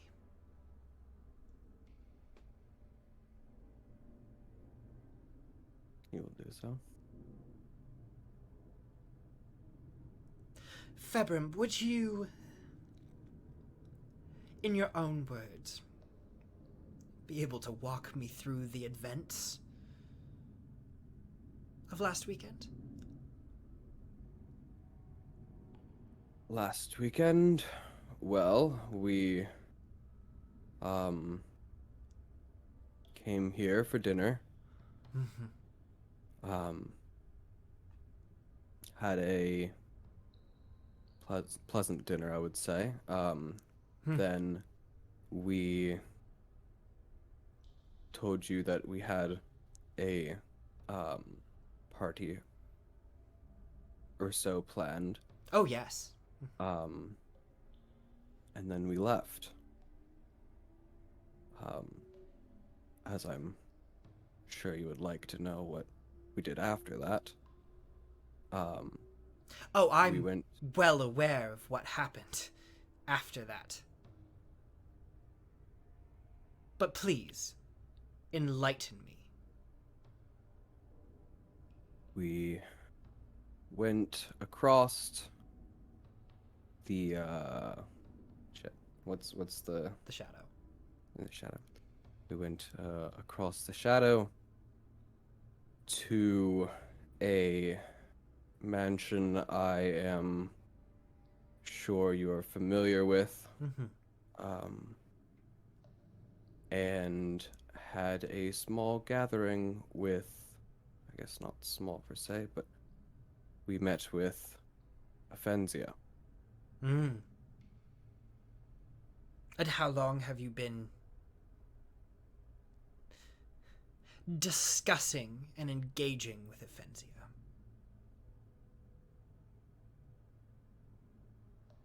Week 2. Longer than you would probably like. Oh, I would have I'm preferred sure. you never talk to her. All right. Well, then quite a lot longer than you would have hoped. Another disappointment, it would seem.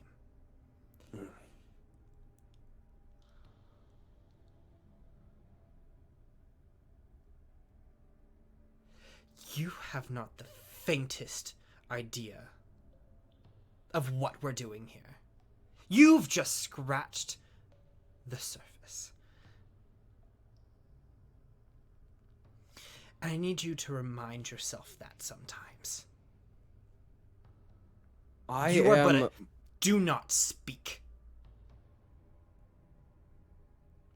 You are but a child, fumbling your way through this world that has treacheries and struggles that you cannot comprehend.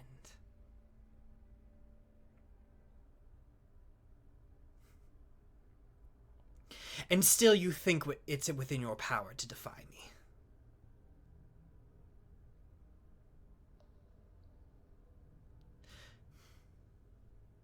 Yes or no, we specifically told you that the vault was off limits. Yes. Yes or no, you specifically defied those orders. Yes. Well, Empire looks to Varro. It would seem that we're all on the same page then. It seems so.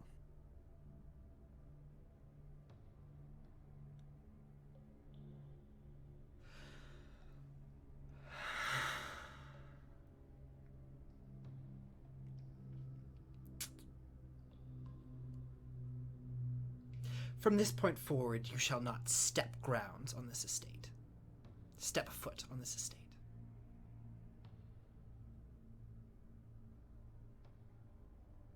Your permission and access to the Cask estate has been revoked. You are no longer welcome on these grounds, and the defenses will automatically activate upon your intrusion. You have proven that you cannot be trusted.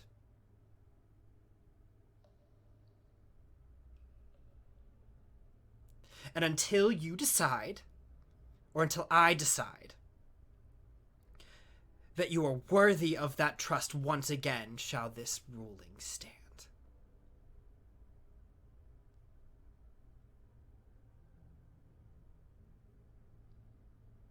And you should thank the 3 fucking goddesses that that's all I'm doing.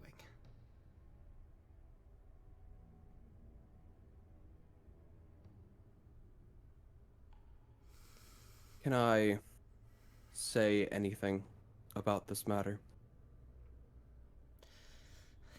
I would love to hear what you have to say. She, whips her hand, and a chair from across the room flies underneath her.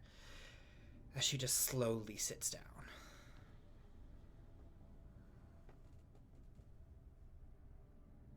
From week 1, I've been at that school. I have been tossed in the middle of your problems and problems of everything else going on in the city. Time and time again.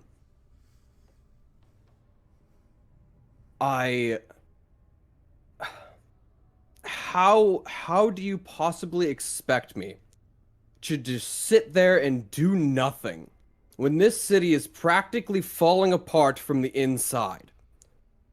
Drax might very well be dying. There's a cult seemingly planning a war under the city. And I have had to fight the avatar of my own god, the one that I have been raised to pray to my whole life. So I'm sorry if I have to go behind my own family's back, maybe sacrifice a tentacle to get some damn information about this city.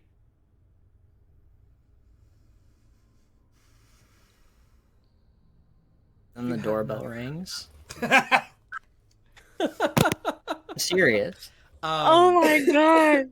You reach for the cord and nothing happens. Ah, damn. So I want you to tell me, if you were in my same situation, would you have done any different? Or would you have just sat there, like you expected me to have done, and watched the city crumble?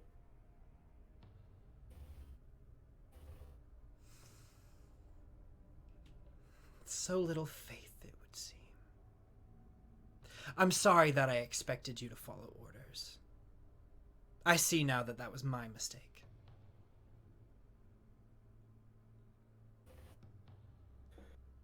Since you make such a compelling argument, maybe I should look at your expulsion. If you can't be trusted to learn and watch, then maybe I should just remove you from the situation then. Is that what you're asking? I have learned plenty while I've been at that school. And still, you are no wiser. What have you learned,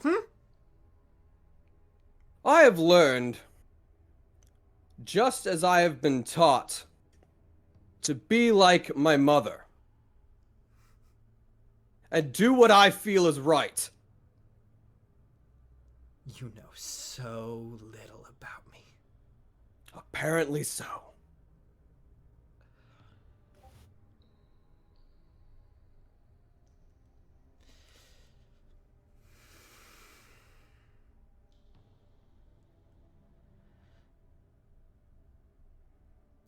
She, just begins to, look around the room. You can feel this rage just emanating off of her. Varro, at this point, has, taken 3 steps away. My guy.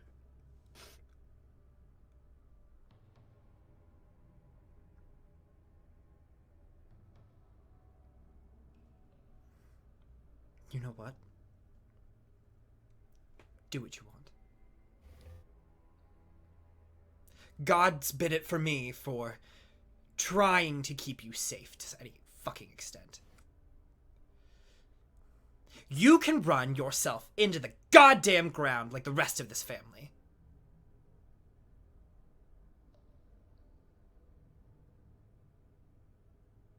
Take your knowledge, take your measly deals.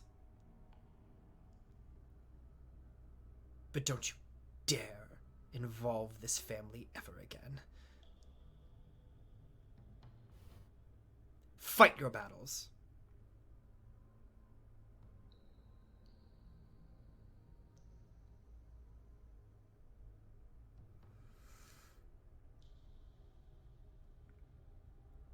fall to the depths like the rest of them.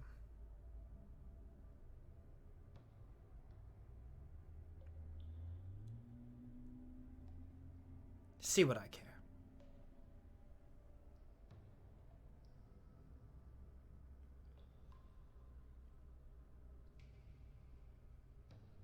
I Y'all think remember when this was a Valentine's Day episode? Relationships. I think with that note, and without another word, Februm will attempt, hopefully he can do this, to just stand up and leave. You stand up and you begin walking out, and there is a slight motion by Varro to kind of reach towards you. I think as I'm walking past Varro, I kind of like look at him in a way that's like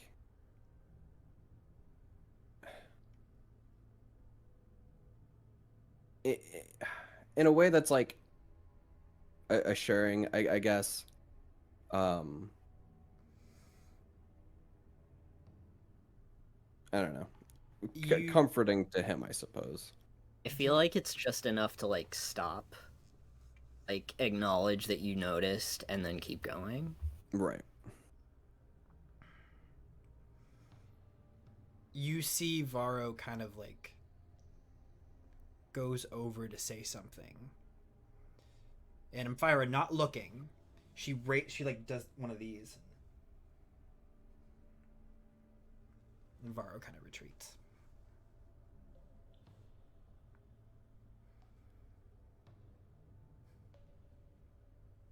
But nothing else is said from Amphira. All right. And I will continue out. You continue outside. The door shuts behind you, and as you step through the entranceway, you feel a presence forcibly pulled from your body.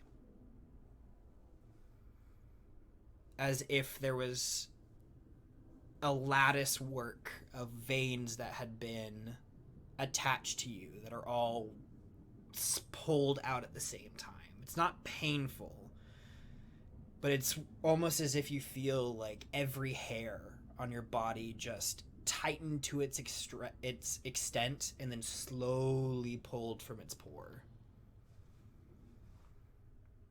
The door closes and you watch the wards activate behind you.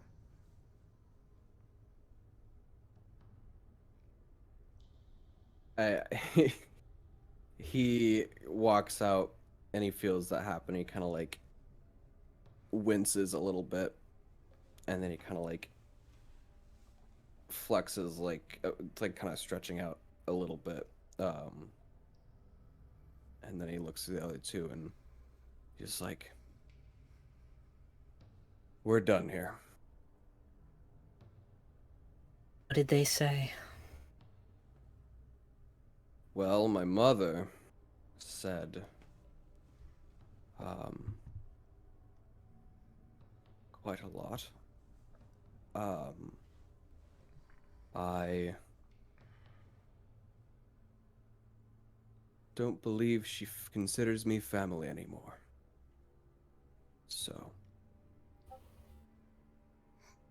I suppose I will leave it at that for now and go on my way.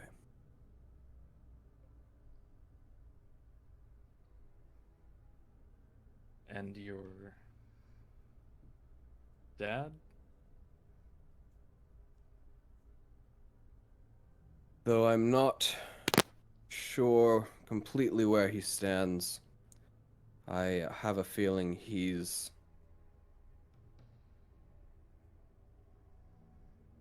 not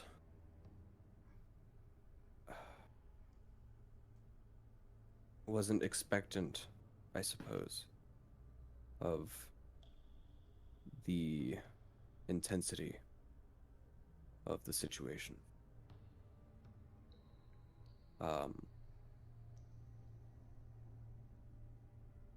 Hopefully, I can hear from him at least. What about us?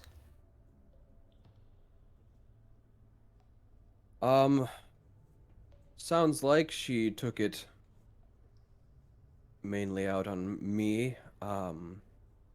She didn't have anything to say about you all.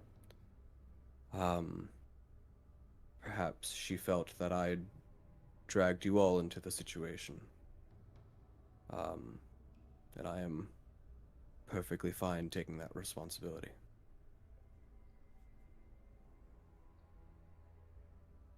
So, we should probably start walking, as I am not welcome on these grounds anymore. It's not right. I don't think it is either. And frankly, I know less of where my mother stands in all of this.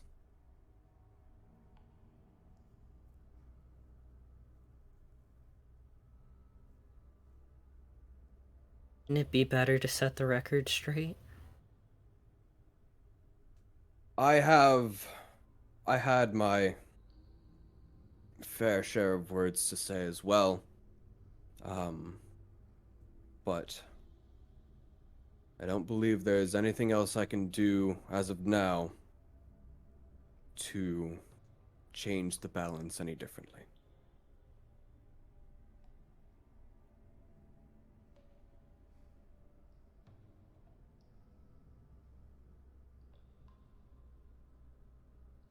Did she tell you at I guess we'll start walking.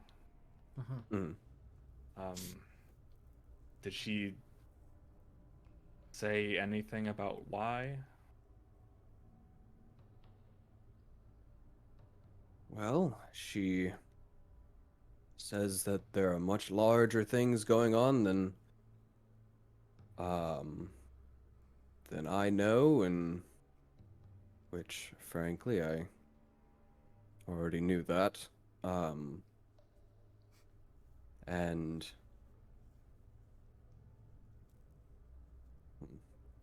I suppose she wasn't too clear on um specifics.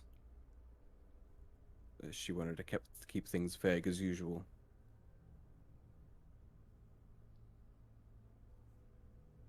Um, but I feel that one of the things that I've gathered from this conversation is that she is in it a lot more than I expected previously. And I wouldn't be surprised if we will end up face to face with her in the future. Are you okay with that?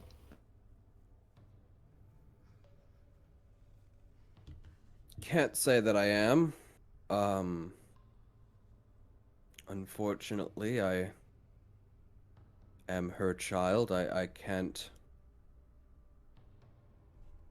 um I can't change her. So whatever she feels needs to be done, I will do what I feel needs to be done as well.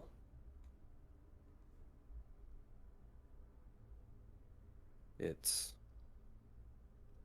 I don't imagine it's going to be an easy decision. You would give up your family for this? For Whatever you feel is right? if my family is opposing in what I feel is the wrong side morally, then I suppose I have no other option.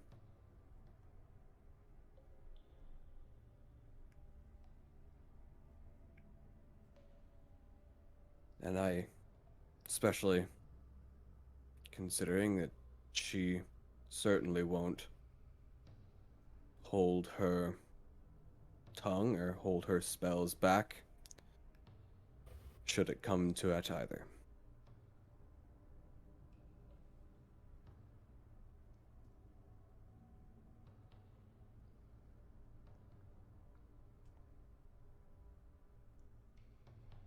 I'd rather have my life than my family, I suppose.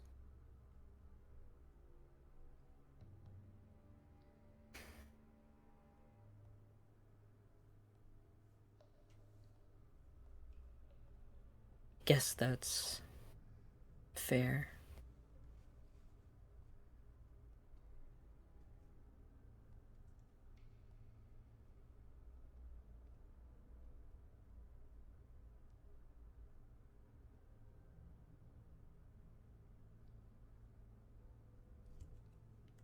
All right. Well,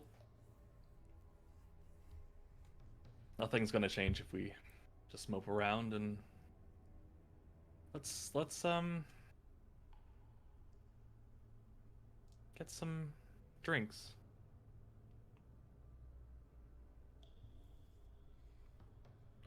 And you go off to grab All some right. drinks. Slowly making your way from the shadow into the artisan's court. We transition back over to Octavia and Alexander. Oh, we're still doing this. I was expecting you to cut. Not yet.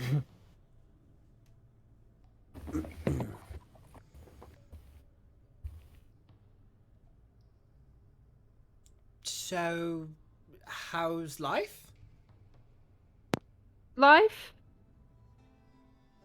Interesting, with the tournament going on and what have you, the Battle of Three Cities. I stabbed someone the other day. Good for it you. Did a lot of damage. I was very impressed with myself. And I got to shove it in her smug face too, because she was being like, oh, we're better than you. Blah, blah, blah. I don't remember exactly what she called me, but it wasn't very pleasant. Anyways, I stole a spell scroll off of her and I used it to stab her, so it was very ironic. Please tell me you did it in front of her. Oh, I whipped it out, Oh! cast it, and then just... Ah, It was it's perfect. amazing. It's beautiful. I do feel kind of bad though, because it seems like they were getting quite the verbal tongue lashing from the headmistress of, and Octavia remembers the name, but I don't. The other Tridel. city, Tridel. Yeah, the headmistress of Tridel gave them quite the verbal tongue lashing. So I I've feel a little bad. heard that Tridel can be quite strict. They are Yes, it certainly seems that way. a very rule-bound society. Sounds boring. Oh, you and me both. I should also enter into the headcanon. I think that Octavia and Alexander are holding ice cream cones as they're walking through the city. I don't know Yes. why, it just makes sense. No, 100%. They stopped by some bougie gelato, and Octavia's like, "I'll be a sugar mommy," and paid for it. Oh, if you insist. I'm not I gonna have deny. money, like legitimate money, and not just money I stole. Although some of it is money I stole. How much of it is money you stole?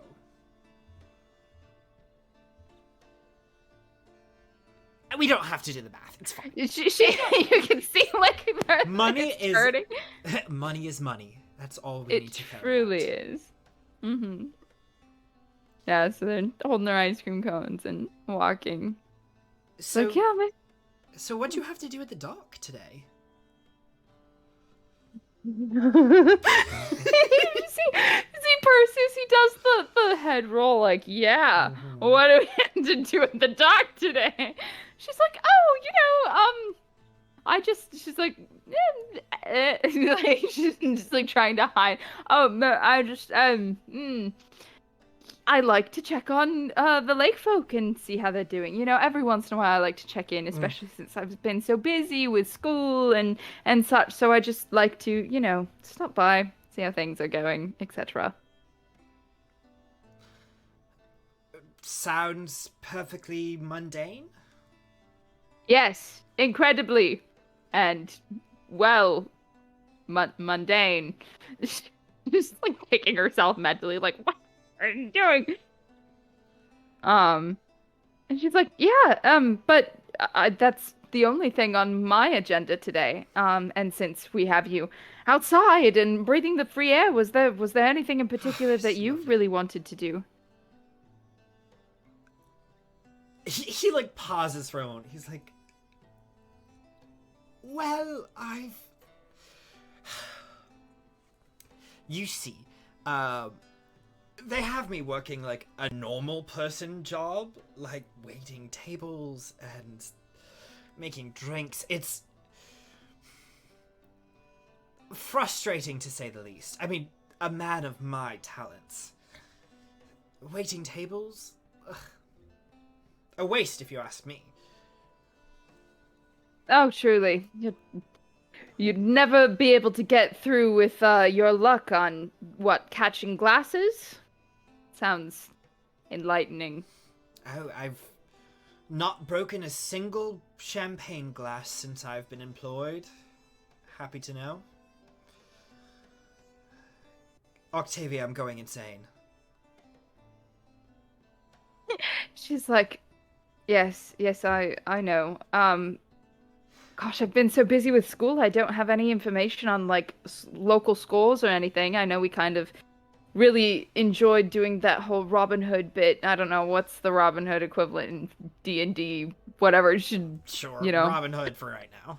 Yeah, you should, yeah. She's just like, you know, take from the rich, give to the poor kind of business. I haven't been in the, oh, brain, what is the Sparrow Cape. disenfranchised area? Ravencloak. The wash. The wash up? She's like, I haven't been to the wash up in a while, but you know, I can go to lighten a few pockets and give some money to some people who actually need it. Alexander like looks around. He's like, okay, so I don't think I'm supposed to tell anyone this, but there's a merchant in the artisan's court that might have done some trading with some Tridel nobles. Oh. Couple of things that were brought over with the student population, and they're so heavy that maybe we should just lighten their load. Oh, I think that sounds like a wonderful idea. I mean, truly, we're doing them a favor. Oh, of course. Just taking it off their hands for a second. Nothing too ridiculous. Oh, I think that she kind of like looks at the position of the moon. She's like, I think that can be worked into our day. What do you think, Perseus? Perseus makes biscuits on your shoulder. Get a little like stretched out, limbered up. He's ready. So, you said the Artisans district. She kind of looks around and she's like, well, I really was just checking on my people. I don't need you. I can do that any old day. I mean, if you insist, I wouldn't want to take you away from your... Oh, no. He gives you a knowing look from your duties. She's just kind of like, you know, like the wink, like avoiding looking at him like, oh, don't worry, you know what my uncle doesn't know won't hurt him. It never has, surely. Not at all. Shall we then? Oh, please. And she will follow him. He kind of leads you down a couple different alleys, makes his way around a couple corners. Make an insight check. Okay. What is my insight? Dear Lord, it's been so long. Okay, that's not great. Let's see.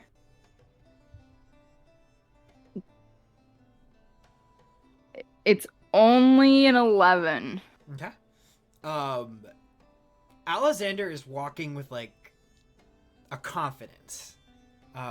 Occasionally he pulls out a little like scrap of paper that has like a directive map scribbled down onto it. But he pretty much knows where he's going the whole time. Yeah, well, we did grow up here. Leads you down a I'm couple sure it's different fine. alleyways until you reach a kind of thin building.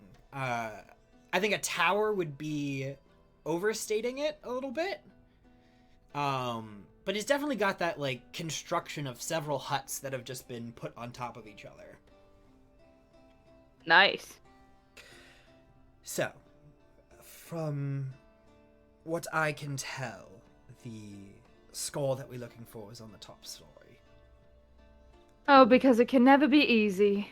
I mean, why would it be? I did pick up something rather curious. And, she's going to look around to see, if anybody is looking. Is anyone around, even? Make a perception check. Okay. Dang, that was nice. That is a 23. 23. You look around. This is a pretty abandoned, like, area at the current point. This is probably the best looking building in, like, a couple block radius. Okay. It's scummy enough to be nondescript, but to a trained eye is a caliber better than the rest. Just looking at like the foundation, how it's held up. Cool. Mm-hmm. And there's like people, nobody's around, or You see some people, like, if you look down like a straight alleyway, which a lot of them are crooked, but if you can make it to the main road, you see people like walking by, but well out of earshot, and they would have to be like trying to look for you to find you. Okay. Octavia is just going to, like, after looking around a bit, she's just gonna be like, watch this. And she's just gonna start walking up the side. Cause I have the boots of spider. The boots of spider climb? Yeah, the boots of spider climbing. No And way. I know. We always talked about owning some when we were kids, but I saw them in the window, and I had the money for once, and it was actually mine. And she kind of like turns and kind of squats, so that she's kind of like eye height with him, but she's squatting like on the side, and she's like, "What do you think? Pretty cool?" Ugh. If it's not one thing, then it's something else with you. Oh, please. So, And So do you think you could loop a rope up there? I'm not quite as... Oh, what? You can't do talented this as yourself. on your own? For shame. Let me try something. And Alexander kind of like backs up for a second and he looks at the wall. Rubs his hands together. Okay. Takes a deep breath, and you see him pull out like a little glass vial that he has in a little pouch behind him. He kind of pulls off the cork. He's like, I really don't want to do this. And he's gonna throw it back. And he will cast Spider Climb on himself. Oh? He just had one? Sorry, my voice going into the stratosphere. Woo. Wow. And he like hesitantly like puts one foot on the wall. Eh? Like, leans back. How long is Yes! that thing supposed to last? I think I've got an hour, unless I get hit. So, we should be good. Watch out for birds then, love. I will do my best. You know they are after me, though, Octavia. Oh yes, the birds. That whole conspiracy. All right. Well, you said it's the top floor. Well, I suppose after you, and then that way, if you fall, I can catch you because mine are Don't the mind real if I thing. do. You are both vertical on this wall, and he just like, or horizontal, and he just like bows to you, and begins to to scale his way up the wall. And she'll like roll her eyes, but she's like, and she's lucky bastard, and then she'll follow him. You easily make your way up to the top window. Did you want me to do this one, or you? I mean, I'm more than happy to show off. Oh, if you are so willing and ready, why don't you just go for it? Show me how the pro does it. Oh, don't mind if I do.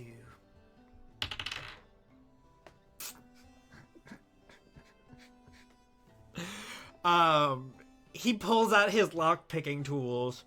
He gets in there, begins to kind of fiddle with the lock, and there's a small ding, and then you watch as a slender piece of metal goes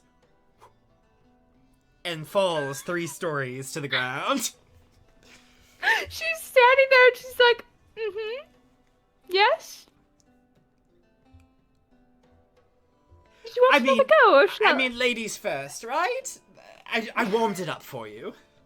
Yes, and I mean, all that sitting in the dark, it can't have been good for your eyes or your... I'm so out of practice, it's just not working for me. You're wasting away, you poor dear. Lockpicking, remind me, is a d20 plus my dex? Or is that just sleight of hand? Just sleight of hand, or thieves' tools. Okay, well, that's a 26 for sleight of hand. Easily enough. He rolled a 12 for the record. It was a 4 plus 8. No! It wasn't good. Yeah, my plus 10 is like, yes, you got a 16? No, it's a 26. Easily enough. It literally takes you about 2 seconds to, like, wedge a pick underneath the hook and just flip it up. The window pops open, and opens up to a kind of dusty, dimly lit room. The only real light is coming from this window. And she's like, please, after you. I'm sure you loosened the hook for me. Oh, thank you. As he kind of carefully steps in. Watch out for the tripwire, by the way. Ah, yes. As he, like, maneuvers his way in, and as you kind of stick your head in, you see that there are, like, 3 crossbows that are positioned at this window. Nice. Aim to fire on someone should they trip this wire. Nice. Yeah, I don't look to be shot today, so certainly I will miss that. And she's going to step inside and try and carefully avoid it as well. Easy enough once it's been pointed out. It's seeing that kind of like fish line. That is the tricky part.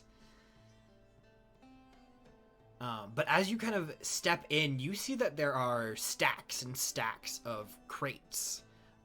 Different chests. There are several different items that seem to be on like display. Fine jewelry. Pretty much everything that you can think of. There's a little like diadem. Oh yeah. That is nicely positioned on like a mannequin. Just lots of shiny things. I do love me some shiny things. They are quite beautiful, aren't they? Yes. I Oh, wish there was. let me. And he like makes his way over to one of like the display cases. This time he can unlock it. And he unlocks this kind of simple gold necklace that has a tear-cut emerald hanging at the bottom. He was like, "Oh, my lady, if you would, I would love to adorn you." Oh, by all means. For me, you shouldn't have. And she's going to, turn around and hold her hair out of the way. He like slowly puts the necklace on. Oh, stunning. Just absolutely stunning. Truly, is it my color? The shade? Oh, a perfect fit. You must have it. You must. Oh, well, don't say. Don't mind if I do. Of course, it's on the house. Of course. I mean, I wouldn't have it any other way. Dorks. I'd like to think that they do this with a couple of different items, mostly pocketing. But she's like, "Oh, does anything strike your fancy in particular?" I've always considered. He like whips his hair because he's got like this long dark hair. He whips it over his shoulder. I've always considered myself quite the noble, but I've always been missing a crown. Oh, yes, of course. And she will go to pick up the diadem. And is there anything worth noting about it? It's just shiny. So it is like a silver diadem. It has a big, large, like purple gemstone, like up in the front, kind of positioned into an arc with metal work lacing around it. Fairly simple. Other than that, it kind of just like rests. Okay. She's like, "My lord, if you wouldn't mind bowing your head so I may crown you." Oh, please. He like does like the like arms wide out, dips down. She gently just like, "I dub thee Sir Alessander the Lucky, the luckiest of bastards to have ever graced this plane." Oh, thank you. Well, I say we cut quite the impressive figures. I would say so. He kind of like gets back up, and you see him he pulls back for a second. Kind of like wipes away some of the dust. Awkwardly repositions the diadem.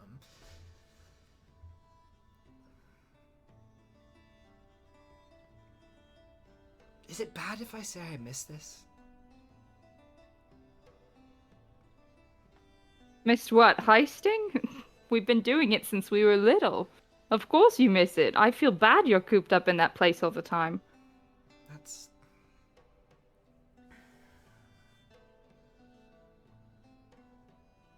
I mean, heisting, yes, but...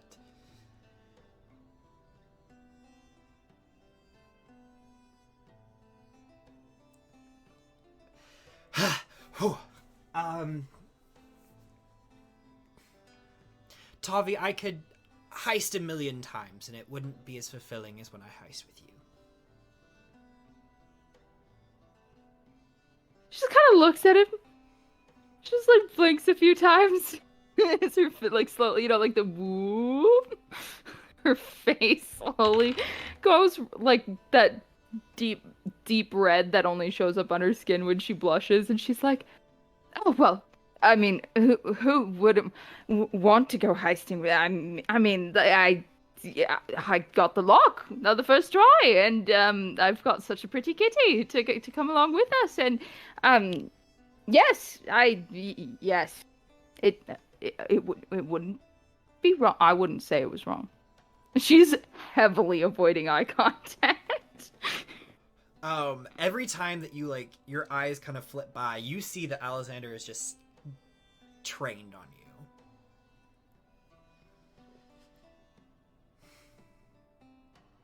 you. I would even go so far as to say as I have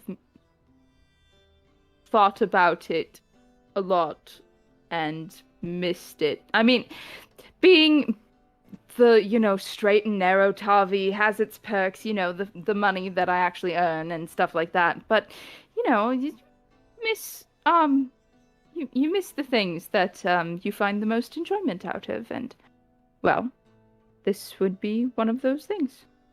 It's a very short list. Well, I'm glad I made your shortlist then. You're at the top of a very short list. It's don't get too big of a head. I'm at the top. Don't let it get you. Don't let your ego get even more out of hand than it already is. Make an insight check. Oh Lord. That's a 19. That's actually decent. You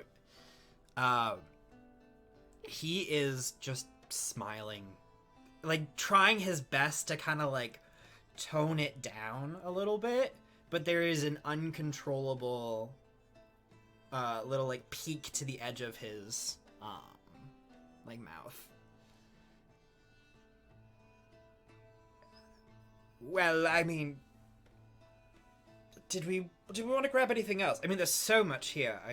Yes, it's hardly going to be missed. Yes. Those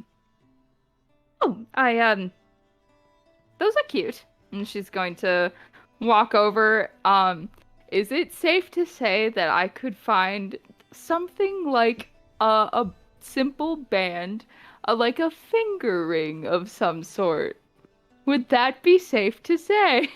What kind of finger ring?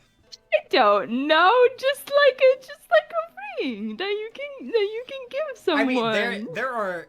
You open up one of these like small chests that's probably like 2 feet by like 8 inches tall, and you like open it up, and it is littered with like rings on wooden poles that have just been like kind of carefully placed by size and cut. Cool, neat, wow! What do you know? It's a ring box. This is like Octavia being awkward, but then also me like Octavia, also being awkward. What's your passive perception? My passive perception is 15. As you're reaching over to like look at these rings and everything, you feel Alexander come up behind you and slip something into your pocket. Oh? She kind of like looks over her shoulder. I don't think she's gonna say anything about it. Not right now, anyways. Especially since he probably did so hoping to be stealthy. Oh yeah, that nat 1? Yeah, no, he definitely did not get that past her. But she's going to, like, this whole time has just been her wanting him to, like, get out and feel normal because poor guy's stuck in a basement, essentially. So she's not gonna mention it. She's very tactful in this manner. Not always, but just this once. And she's gonna kind of go through the rings, and she's gonna pick something that she thinks fits his hand or whatever. And I'm gonna say it's like something braided. If it has gemstones at all, not too many. Very simple, but like elegant. And she's going to be like, This I think you could pull off. Oh, and she don't will say. Lean over and hand it to him. What do you think? I mean, I think I have to see it on first. And he like hands he like holds out his hand. She's like, wow. And she just picks a finger. I'm sorry, they're being salty in the chat and said it's a friendship ring, and that's hilarious. Friendship. No, she will kind of take his hand in hers and then take the ring, and she would just, She's focusing on his hand. She doesn't want to look at her. I think she is paying attention to what she's doing. And then as she finally slides it on, she's like, "Yeah, I think that looks rather sharp, don't you?" And then she's gonna look up at him and be like, "Oh." As you're kind of like, as you're looking down, and as you kind of slip the ring on his finger, drips of water begin to hit his hand.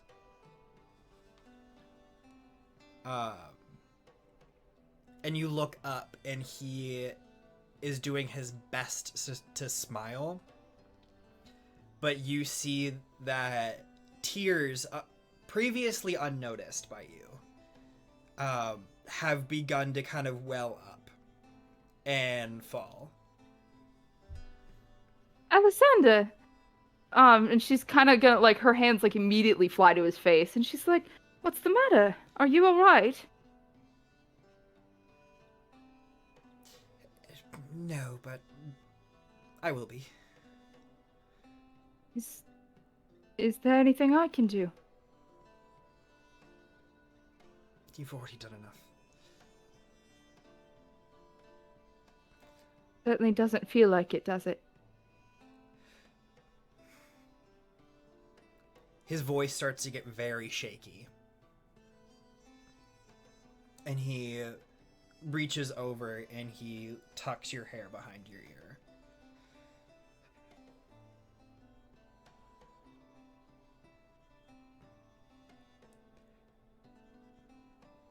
Thank you, Octavia.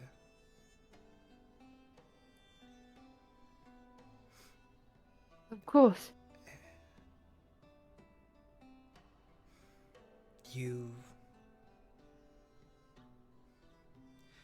You're everything that I could hope for.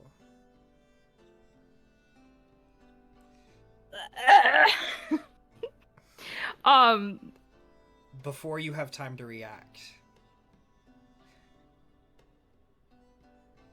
And I'm sorry that still doesn't seem to be enough.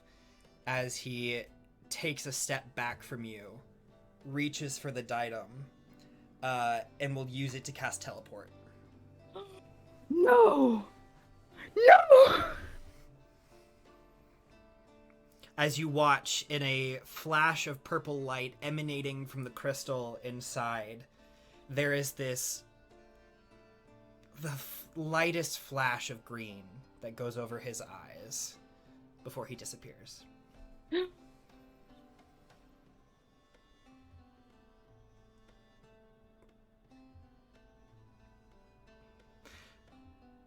As we sit with that, the day goes by. The Lunaris begins to dip. The night approaches. Zephyr, you begin to doze. Your head hallway, kind of just to clarify. Sitting outside of your sister's door.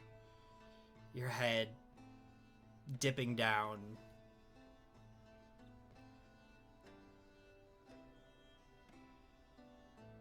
There is footsteps as you are beginning to lose consciousness at the end of the day.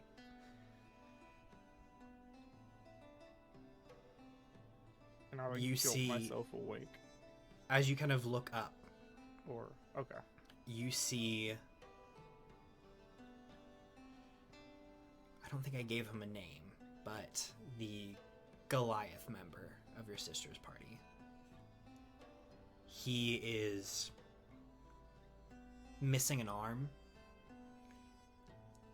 There are gashes across his whole body. And his eyes are red and puffy. Is he, like, still actively bleeding? No, not. Or- It looks like he's been stitched up. It looks like everything has been patched. I was gonna say, it's a ballsy move, go to your room right off the bat. But you look up and you make eye contact with him.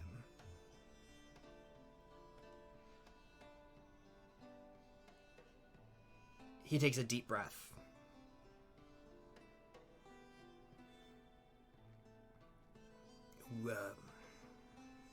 Zephyr, right? Yeah, we met before. You're, Gorthok? No. Maybe? I'm bad with names, but, I'd asked for a hand with it, but yeah. Bad time? You see that he, like, Yikes. he like, looks to the side for a second, but then, like, goes into a chuckle.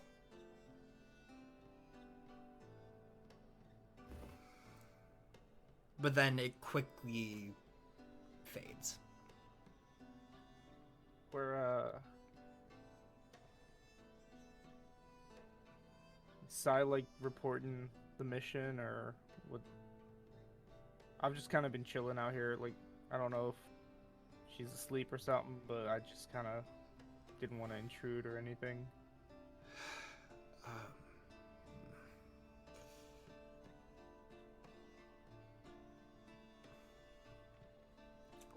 Zephyr, we should talk.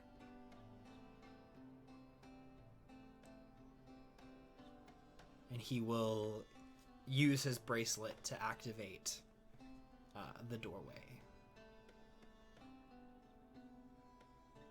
Okay. Why don't you come on in, Zephyr? He does. I mean, he gets up off the ground and heads on in. The door closes behind you. And the next couple of minutes are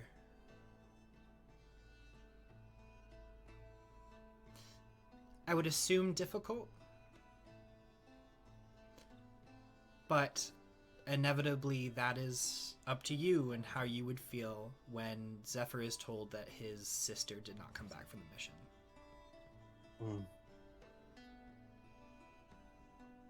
At first, he starts laughing. And he goes, okay, I see what's going on here. Unfortunately, and I know you can hear me, it's not gonna work. I like the whole, like, makeup thing you got going on here, or, like, the spell. Zephyr. But I know that that's not. Zephyr. Yeah?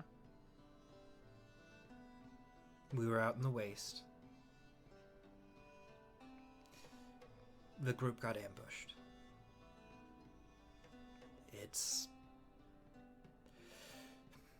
almost like they knew where we were and what our composition was. They hit us with spells from a distance.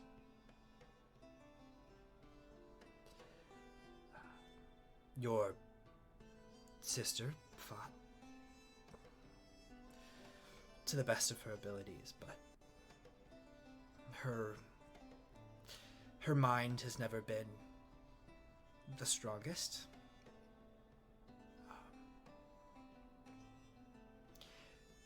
And once they had her under their control, it wasn't much of a fight.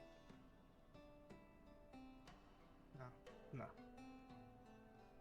Don't. You can stop this. It's not. Zephyr. It's not. Zephyr. And he, like, grabs him by the collar. Just, it's not funny, damn it. Stop joking around. He takes his, like, good arm and just, like, brings you in for a hug and just holds you. Zephyr just breaks down. I think there's a point where he's just holding you up. Yeah. He's a Goliath, so he probably, like, brings him in, and Zephyr would have been off his feet anyway. Mm-hmm. But his feet aren't even touching the ground now. He's just completely limp. And he's just sobbing.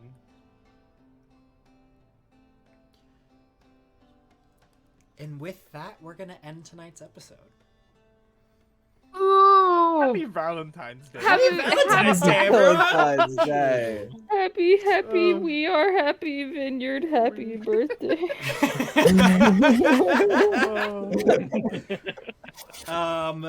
Thank you everyone for joining us. We hope you had a good time. This should be wine. Yeah, we've got a whole bunch of interesting things cooking. So stay tuned for more. Julia? Drink water.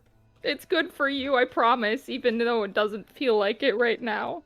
You need to hydrate so you can crydrate. Mm-hmm. But with that, have a good night, y'all. See you next time. Take care, you guys.